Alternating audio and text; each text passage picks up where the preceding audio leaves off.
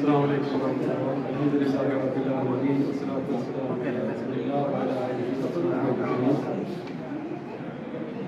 വേദിയിലെ വിശിഷ്ടാതിഥി Shukoor Swaraji, Alfurqan centre president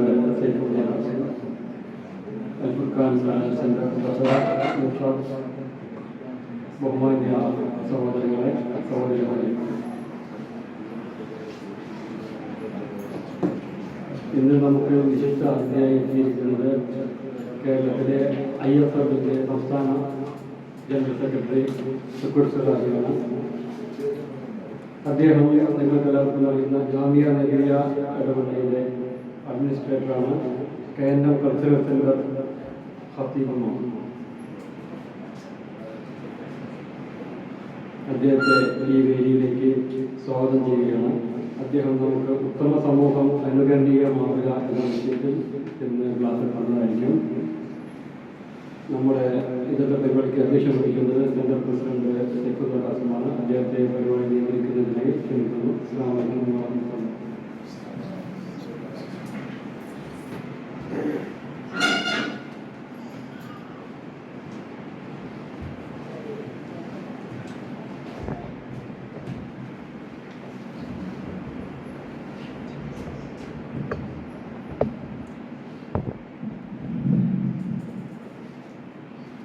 السلام عليكم ورحمة الله وبركاته. بسم الله الرحمن الرحيم. الحمد لله رب العالمين والعاقبة للمتقين ولا عدوان إلا على الظالمين. أصلي وأسلم على المبعوث رحمة للعالمين نبينا محمد وعلى آله وصحبه أجمعين. وبعد.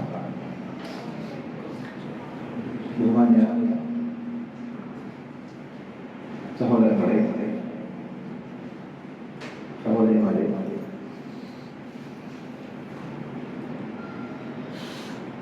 തൗഹീദി ആദർശ ബന്ധുക്കളെ, അൽഫുർഖാൻ സെന്റർ ഇവിടെ സംഘടിപ്പിച്ചിരിക്കുന്ന ഒരു പ്രഭാഷണം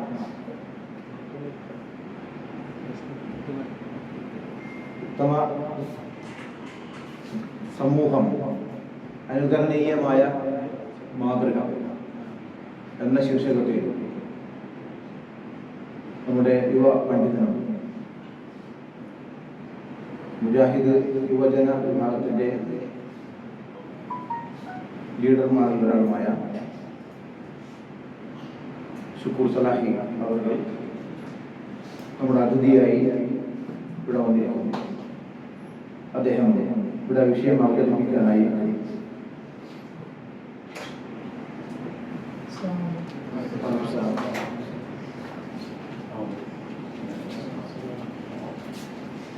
കേരള നദുൽ മുജാഹിദിന്റെ ആശയാദർശങ്ങൾ മലയാളി സമൂഹത്തിൽ വിശിഷ്യ പ്രചാരണം നടത്താനും ദഅവത്ത് നടത്താനും അതിലേക്ക് ആളുകളെ ക്ഷണിക്കാനും കഴിയാവുന്ന മാർഗങ്ങളിലൂടെയൊക്കെ സംഘടിതമായി പ്രവർത്തിക്കുക എന്നതാണ് നമ്മുടെ ഈ സംവിധാനത്തിന്റെ ലക്ഷ്യമായി.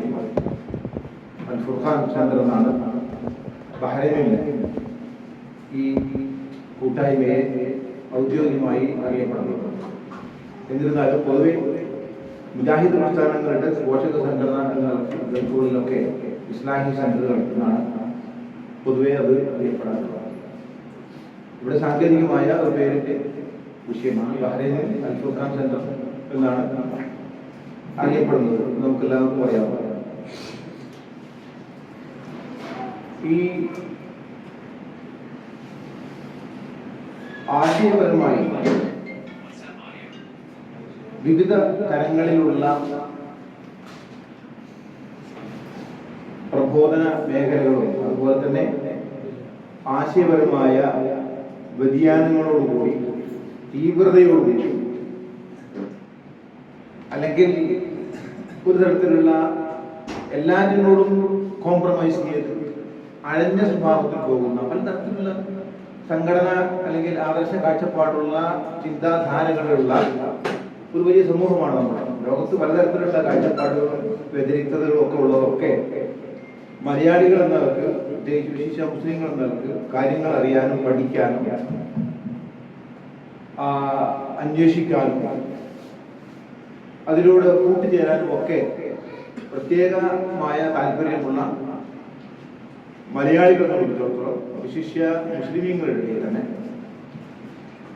വിവിധങ്ങളായ ധാരകൾ, പ്രത്യേകിച്ച് ഇപ്പോൾ സോഷ്യൽ മീഡിയ ഇൻഫ്ലുവൻസും മറ്റു തരത്തിലുള്ള എല്ലാ തരത്തിലുള്ള ഈ നോളജ് സീക്കിംഗ് മീഡിയകളിലൂടെയൊക്കെ പലതരത്തിലുള്ള കാഴ്ചപ്പാടുകളാണ്, ആദർശങ്ങളും വ്യത്യസ്തങ്ങളായ കാഴ്ചപ്പാടുകളും ഒക്കെ ഇങ്ങനെ എയറിലൂടെ പ്രചരിച്ചുകൊണ്ടിരിക്കുന്ന അവസ്ഥ. മുമ്പ് കാലങ്ങളിൽ ഇത്തരമൊരവസ്ഥയില്ല. കമ്മ്യൂണിക്കേഷൻ വായു പറയാം, അല്ലെങ്കിൽ മാഗസീനിൽ എഴുതാം, അത് വായിക്കുന്നവർക്ക് കിട്ടും, അല്ലെങ്കിൽ പ്രഭാഷണം കേൾക്കാൻ പോകുന്നവർക്ക് കിട്ടും.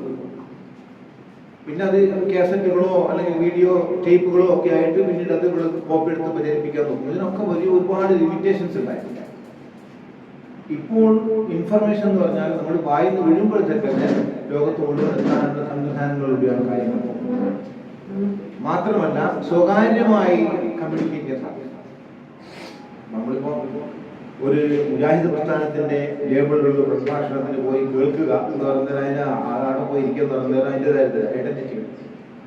അതിനകത്ത് മുജാഹിദ് പ്രസ്ഥാനത്തിലുള്ള ഒരാളുടെ പ്രഭാഷണം ഇപ്പോൾ കേൾക്കാൻ യൂട്യൂബിൽ അടിച്ചാൽ മതി, അല്ലെങ്കിൽ ഏതെങ്കിലും തരത്തിലുള്ള ചാനലുകളോട് സ്വന്തമായി കേൾക്കാം. അതായത് ആശയങ്ങൾ പഠിക്കാൻ സ്വകാര്യത ഒരു പരിധിവരെ ഉപയോഗപ്പെടുന്നു. അതേപോലെ തന്നെ അസാൻമാർഗികതയും അതുപോലെ തന്നെ വഴി പിഴച്ച രീതിയിലുള്ള കാഴ്ചപ്പാടുകളും ഒക്കെ ഇതുപോലെ തന്നെ സ്വകാര്യമായി ആളുകളിലേക്ക് സ്വാധീനിക്കാൻ സാധിക്കുന്ന ഒരവസ്ഥയാണ് ഇപ്പോഴത്തെ അവസ്ഥ. അതുകൊണ്ട് തന്നെ നമ്മളിപ്പോ നമ്മുടെ ആശയ പ്രതിയോഗികളായ മുഖ്യമായും ഈ ഖുറാഫാത്തും അതുപോലെ തന്നെ ബിദ്അത്തും ഒക്കെ പ്രചരിപ്പിക്കുന്ന ശിർക്കുകളുടെ പിൻവാരമുള്ള ആശയ സമൂഹങ്ങളൊക്കെ അവരവരുടെ ആശയങ്ങൾ മുമ്പത്തേക്കാൾ ഉപരിയായി വളരെ കണ്ണിങ്ങായി കാര്യങ്ങൾ പ്രചരിപ്പിക്കാൻ ഇത്തരം സ്വകാര്യ മേഖലകൾ, മീഡിയകൾ ഉപയോഗപ്പെടുത്തുന്നതാണ്. അതുകൊണ്ട് തന്നെ നമ്മൾ നേരത്തെ കണ്ട രീതിയിലുള്ള ദേവാ പ്രചരണങ്ങളെക്കാൾ അപകടകരമായ രീതിയിലാണ് ഇപ്പോൾ കാര്യങ്ങൾ.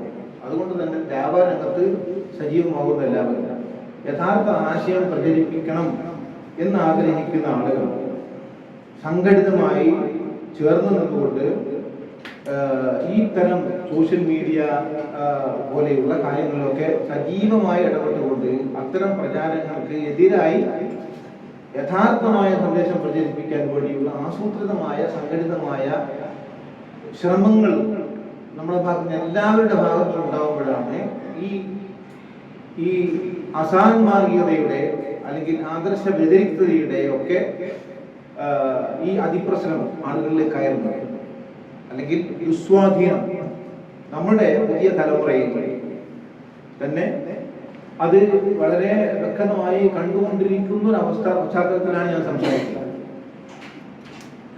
അതായത് ഇപ്പൊ ഈ ഖുറാഫാത്തോ ബിദ്അത്തോ എന്നുള്ളതിനേക്കാൾ ഉപരി നമ്മളിപ്പോൾ ഒരു യഥാർത്ഥമായ മാർഗം നിലക്ക് സലഫിയത്ത് ആഗ്രഹിക്കുന്നു. ഖുർആനും സുന്നത്തും സലഫു സാലിഹീങ്ങളുടെ മാർഗവും അതാകുന്ന ആ ഒരു ഉച്ചമറ്റ രീതി മാർഗം, അവരുടെ ഒരു രീതിശാസ്ത്രമാണ് നമുക്ക് ഫോളോ ചെയ്യേണ്ടത് എന്നൊക്കെ നമ്മൾ വളരെ കൃത്യമായിട്ട് പറയുകയും പഠിപ്പിക്കുകയും അത് ആചരിക്കുകയും പ്രചരിപ്പിക്കുകയും ചെയ്യുന്ന സമയത്ത് തന്നെ അതിൽ തന്നെ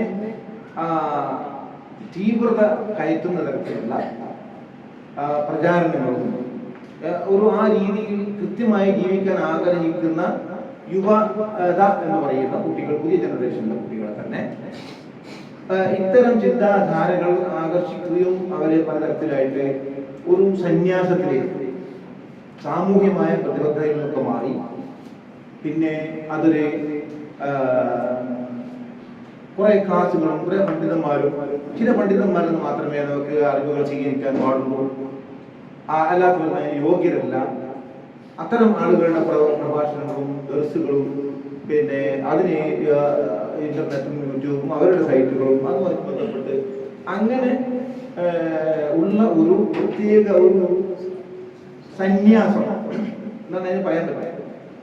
മറ്റു സാമൂഹ്യ പ്രതിബദ്ധതയൊന്നും കൃത്യമായിട്ട് പ്രതിഫലിപ്പിക്കാത്ത ഒരു ഒളിഞ്ഞു നിൽക്കുന്ന ഒരു അന്തർമുഖത്വം കാണിക്കുന്ന സ്വകാര്യമായ ചില ക്ലാസ്സുകളൊക്കെ അവിടെ അതിന് പോയിട്ട് ക്ലാസ്സുകൾ അറ്റൻഡ് ചെയ്യുകയും അത് പഠിക്കുകയും അവർ കണ്ടാൽ വളരെ മുത്തക്കികളാണ്. പിന്നെ ആ രീതിയിലൊക്കെ ഒരു വഴിപിഴച്ച രീതിയിലുള്ള മുത്തൈന്റെ സ്വഭാവം എന്നല്ല, വളരെ തെക്കുമയോടുകൂടി ഇങ്ങനെ ജീവിക്കുന്ന ഒരവസ്ഥ. എന്നാൽ അവർ എന്താണ് മുഖ്യധാരയിൽ നിന്നും സമൂഹത്തിന്റെ പരിച്ഛേദത്തിൽ നിന്നും മാറി ഇങ്ങനെ ഒരു സന്യാസത്തിലേക്ക് പോകുന്ന, അല്ലെങ്കിൽ സാമൂഹ്യ ജീവിതത്തിൽ നിന്നും വളരെ അകന്ന് ഒറ്റപ്പെട്ട് ജീവിക്കുന്ന ഒരു ജീവിതത്തിലേക്ക് ചുരുങ്ങുന്നൊരവസ്ഥ. അങ്ങനെ അവരെ സ്വാഭാവികമായിട്ടും അവരുടെ ലക്ഷ്യവും നമ്മുടെ ലക്ഷ്യവും ഒന്നാണ്. സ്വർഗം നേടണം, പരലോകത്തിൽ കൃത്യമാവണം. അതിനു വേണ്ടിയുള്ള മാർഗങ്ങൾ ഇത്തരം ചില ആളുകളിലൂടെ മാർഗഭ്രംശം സംഭവിച്ചുകൊണ്ട് ഇത്തരം രീതിയിലേക്ക് പോയിക്കൊണ്ടിരിക്കുന്ന ഒരവസ്ഥ നമ്മുടെ യുവ സമൂഹത്തിൽ പ്രത്യേകിച്ച് കാണാൻ തുടങ്ങിയിട്ടുണ്ട്. അത് വളരെ ഗുരുതരമായിട്ടാണ് നമ്മൾ കാര്യങ്ങൾ മനസ്സിലാക്കേണ്ടത്. പിന്നെ സാമൂഹ്യമായ പ്രതിബദ്ധതയില്ലാതെ ഈ സമൂഹത്തിന്റെ കൂടെ ജീവിക്കാതെ, അങ്ങനെയാണ് ഇസ്ലാമിന്റെ ഒരു വസതിയത്ത് കാണിക്കുന്നത്. സാമൂഹികമായി ദുനിയാവിൽ കൃത്യമായി ജീവിക്കുകയും അവിടെയുള്ള നന്മ തിന്മകളോട് പടപൊരുതാൻ സാധിക്കുക, തിന്മകൾക്കെതിരെ പ്രതികരിക്കാൻ സാധിക്കുക, അതനുസരിച്ച് ആളുകളെ നന്മയിലേക്ക് ക്ഷണിക്കാൻ സാധിക്കുക, സമൂഹത്തിന്റെ മറ്റു സാമൂഹികമായ പ്രശ്നങ്ങളിൽ ഇടപെടാൻ സാധിക്കുക. അങ്ങനെയുള്ള സാമൂഹ്യ ജീവിയായി ജീവിക്കുന്നതിന് പകരം ഇതൊക്കെ വിട്ട് ഒരു പ്രത്യേകമായ ഒരു സുഹൃത്തിന്റെ അവസ്ഥയിലേക്ക്, ഒരു സന്യാസത്തിന്റെ അവസ്ഥയിലേക്ക് പോവുകയും എന്താണ് എനിക്ക് ശുദ്ധത കിട്ടണം, കൃത്യത കിട്ടണം, തത്വ പൂർണ്ണമാകണം എന്നൊക്കെയുള്ള രീതിയിലേക്ക് ഇങ്ങനെ ചുരുങ്ങുക. ആ സമയത്തായിരിക്കും സ്വർഗം പോണോ പോയി എൻ്റെ പോയി എൻ്റെ അടുത്ത് പോയാൽ മതി, IS ചേരാം, അല്ലെങ്കിൽ മറ്റെവിടെങ്കിലും പോകാം എന്നൊക്കെ അതാണ്. ഇത്തരം ആളുകളെ പെട്ടെന്ന് ഈ ഏജൻസികൾക്ക് പുറത്തിക്കൊണ്ടാവും. കാരണം അവർക്ക് എന്താ വേണ്ടത്? ഞങ്ങൾ സ്വർഗം പോയി, ദുനിയാവൊന്നും ഇവിടെ ആവശ്യമില്ല, സ്വർഗം പോയി. അതിന് ഒരു പരിധിയിൽ ലക്ഷ്യം തെറ്റല്ല. പക്ഷെ അതിനുണ്ടാവുന്ന ഭീതി എന്ന് വെച്ചാൽ അവർ ഈ ദുനിയാവിൽ നിന്ന് വിട്ട് ഒരു സ്വകാര്യ ജീവിതം നയിക്കുന്നു. അപ്പൊ അത്തരം ആളുകളെ ലിങ്ക് ചെയ്യാൻ പെട്ടെന്ന് എളുപ്പമായിരിക്കും. ഇതിവിടെ ഒരു നെറ്റ്വർക്ക് പോലെ വർക്ക് ചെയ്യുന്നുണ്ട്. അത് എവിടെയും മലയാളികളോടൊപ്പം മലയാളത്തിലും ഒക്കെ ഉണ്ട്. മലയാളികളെല്ലാ സമൂഹത്തിലും ഈ വിഷയം നടന്നുകൊണ്ടിരിക്കും. അതിൻ്റെ കൂടെ ചേർന്ന് നമ്മുടെ കുട്ടികളൊക്കെ വലുതായിട്ട് അവരുടെ വ്യക്തികളൊക്കെ ചേർന്ന് വരുന്നു എന്നുള്ളതും നമുക്ക് കാണാൻ സാധിക്കും. അയാൾ നിങ്ങളെ സാധാരണക്കാരന്മാരൊക്കെ ഇങ്ങനൊരു വിഷയം സമൂഹത്തിലുണ്ട്, പ്രത്യേകിച്ച് യുവജനങ്ങളുടെ ഇടയിൽ ഉണ്ട് എന്ന് സൂചിപ്പിക്കാൻ സാന്ദർഭികമായി ഉപയോഗിച്ചത് മാത്രം. നമ്മുടെ പ്രഭാഷണങ്ങളിലൂടെ നടത്തുമ്പോൾ അതിലൂടെ എന്തെങ്കിലുമൊക്കെ വെളിച്ചങ്ങൾ നമുക്ക് ആവശ്യങ്ങൾ കിട്ടും എന്ന് ഞാൻ പ്രതീക്ഷിക്കുകയും ചെയ്യുന്നു. ഞാൻ കൂടുതലായി പറയുന്നില്ല. ആമുഖം ഒരു കാര്യം പറയാൻ സൂചിപ്പിക്കാൻ ശ്രമിച്ചു, ഉപദേശം നീണ്ടുപോയി, ക്ഷമിക്കണം. നമ്മുടെ പരിപാടി വിഷയാവതരണം ആരംഭിക്കുകയാണ്. അതിൻ്റെ കാല് ആയിട്ട് ചില സ്വാഭാവികമായി നമ്മൾ വലിയ ലേറ്റ് ആയിട്ടില്ല എന്നാണ് ഞാൻ മനസ്സിലാക്കുന്നത്. 7:30 എന്ന് പറഞ്ഞാൽ ഒരു 8 o'clock തുടങ്ങുന്ന ഒരു രീതിയാണ് നമുക്കുള്ളത്. അപ്പോൾ ആ സമയത്ത് തന്നെ തുടങ്ങിയിട്ടുണ്ട്. പിന്നെ അദ്ദേഹത്തിൻ്റെ പ്രസംഗം ക്ഷണിക്കാം. എന്തെങ്കിലുമൊക്കെ വിഷയങ്ങളുടെ ചോദ്യങ്ങളോ കമന്റുകളോ കൊണ്ട് എഴുതി വെക്കാം. പിന്നീട് അതിനുശേഷം നമുക്ക് ഷെയർ ചെയ്യാം എന്ന് മാത്രം. അള്ളാഹു ഈ സദസ്സിൽ അള്ളാഹുവിൽ സ്വീകാര്യമായ ഒരു സദസ്സായി അള്ളാഹു സ്വീകരിക്കട്ടെ. നമ്മൾ ചെലവാക്കുന്ന സമയം ഇതിനുവേണ്ടി വന്നതും ഇതിനുവേണ്ടി പ്രചാരണം നടത്തിയതും ഒക്കെ അള്ളാഹു സ്വീകാര്യമായ ഒരു അമലായി അള്ളാഹു സ്വീകരിക്കട്ടെ. ശുക്കൂർലാഹിയെ വിഷയം അവതരിപ്പിക്കാൻ ക്ഷണിക്കുന്നു. വാഹുദാവാൻ അൽഹംദുലില്ലാഹി റബ്ബിൽ ആലമീൻ. അസ്സലാമു അലൈക്കും വറഹ്മത്തുള്ളാഹി വബറകാതുഹു.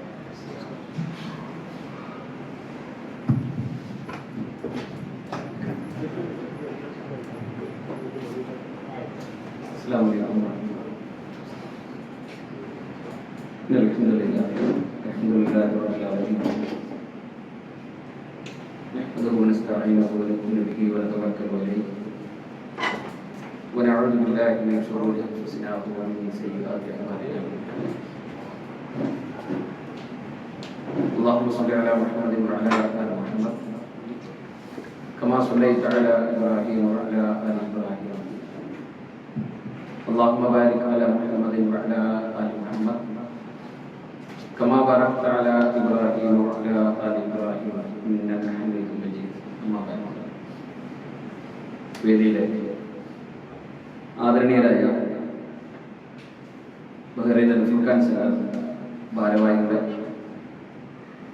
സഹോദരങ്ങളെ, സഹോദരിമാരെ, സഹപ്രവർത്തകർ, കാരുണ്യവാനായ അല്ലാഹുവിന്റെ ആജ്ഞാനിർദ്ദേശങ്ങൾ ജീവിതത്തിൽ എപ്പോഴും പാലിക്കണം എന്ന് ആമുഖമായി ഓർമ്മപ്പെടുത്തുകയാണ്. സൈബുക്ക പറഞ്ഞു നിർത്തിയതിന്റെ അവസാനം തൊട്ടൊന്ന് ആരംഭിക്കാം എന്ന് തോന്നുന്നു.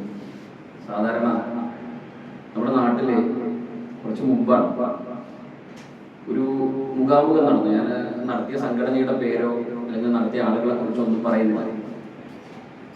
അപ്പൊ അതില് ഇസ്ലാമിക സമൂഹത്തിൽ വളർന്നു വരുന്ന അതിതീവ്ര വാദങ്ങളെ സംബന്ധിച്ച് ഉള്ളൊരു മുഖാമുഖം പ്രോഗ്രാമാണ്.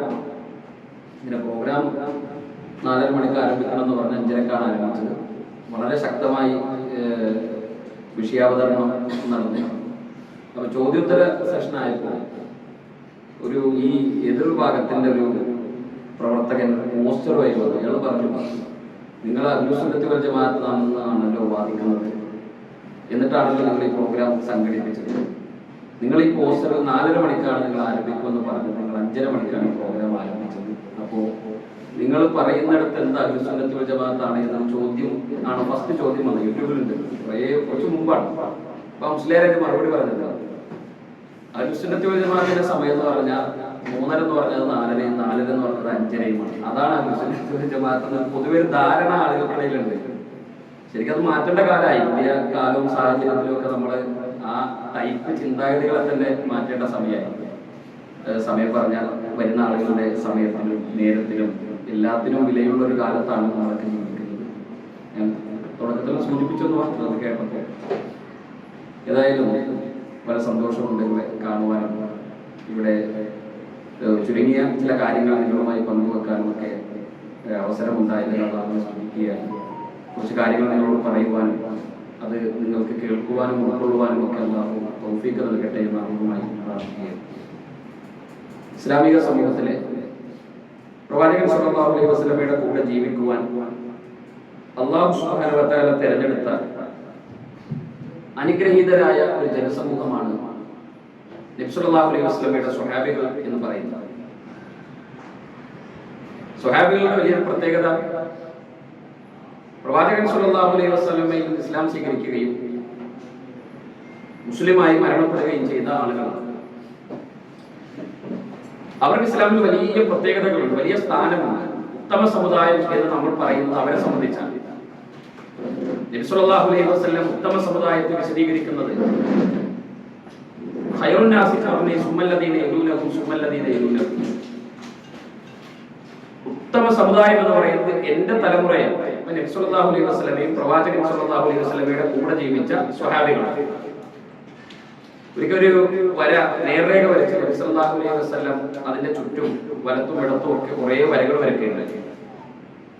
എന്നിട്ട് പ്രവാചകൻ പറഞ്ഞു, ഈ ഇടത്തും വലത്തും ഒക്കെ വരച്ച ഈ വഴികളെല്ലാം മനോഹരമാണ് എന്ന് നിങ്ങൾക്ക് തോന്നും. അത് നല്ല റബ്ബറൈസ്ഡ് ചെയ്ത, ഇപ്പൊ പുതുതായി നമ്മുടെ നാട്ടിലൊക്കെ ഉണ്ടാക്കുന്ന ഇവിടെയൊക്കെ ഉള്ളതുപോലെ വലിയ സുന്ദരമായ ഹൈവേ ആയി വാഹനം ഓടിക്കാനൊക്കെ ആളുകൾക്ക് വലിയ താല്പര്യമുള്ള റോഡായി നിങ്ങൾക്കൊക്കെ തോന്നും. പക്ഷെ ആ റോഡിലേക്ക് വാഹനം ഓടിച്ചാൽ അല്ലെങ്കിൽ അതിലേക്ക് ഇറങ്ങിയാൽ ആ വാഹനത്തിലുള്ള യാത്ര നമ്മളെ കൊണ്ടെത്തിക്കുന്നത് അപകടത്തിലേക്കായി. നേരെ മാർഗമുണ്ട്, അത് ചെറിയ പ്രയാസങ്ങൾ ഉണ്ടാകും, കുറച്ച് കഷ്ടപ്പാടുണ്ടാകും, കുറച്ച് ബുദ്ധിമുട്ടുണ്ടാകും. ഒരു നന്നായി വാഹനം ഓടിക്കുന്ന ഒരു ഡ്രൈവറെ സംബന്ധിച്ചിടത്തോളം അത്ര താല്പര്യമായിട്ട് ആ റോഡിലൂടെ വാഹനം ഓടിക്കാൻ ഉണ്ടായിക്കൊള്ളുന്നില്ല. പക്ഷെ ആ യാത്ര നിങ്ങളെ സ്വർഗത്തിലേക്ക് വഴി നടത്തും എന്ന് നബി സല്ലല്ലാഹു അലൈഹി വസല്ലം പറഞ്ഞിട്ട് ആ മാർഗത്തെ സംബന്ധിച്ച് പറയുന്നു. അത് സിറാത്തി മുസ്തഖീം, നേരായ ചൊവ്വായ എന്റെ മാർഗമാണ്. ഞാനും എന്റെ സ്വഹാബത്തും എന്ന് നിൽക്കുന്ന മാർഗമാണ് നമ്മളെ സ്വർഗത്തിലേക്ക് വഴി നടത്തുന്ന, നന്മയിലേക്ക് വഴി നടത്തുന്ന മാർഗം.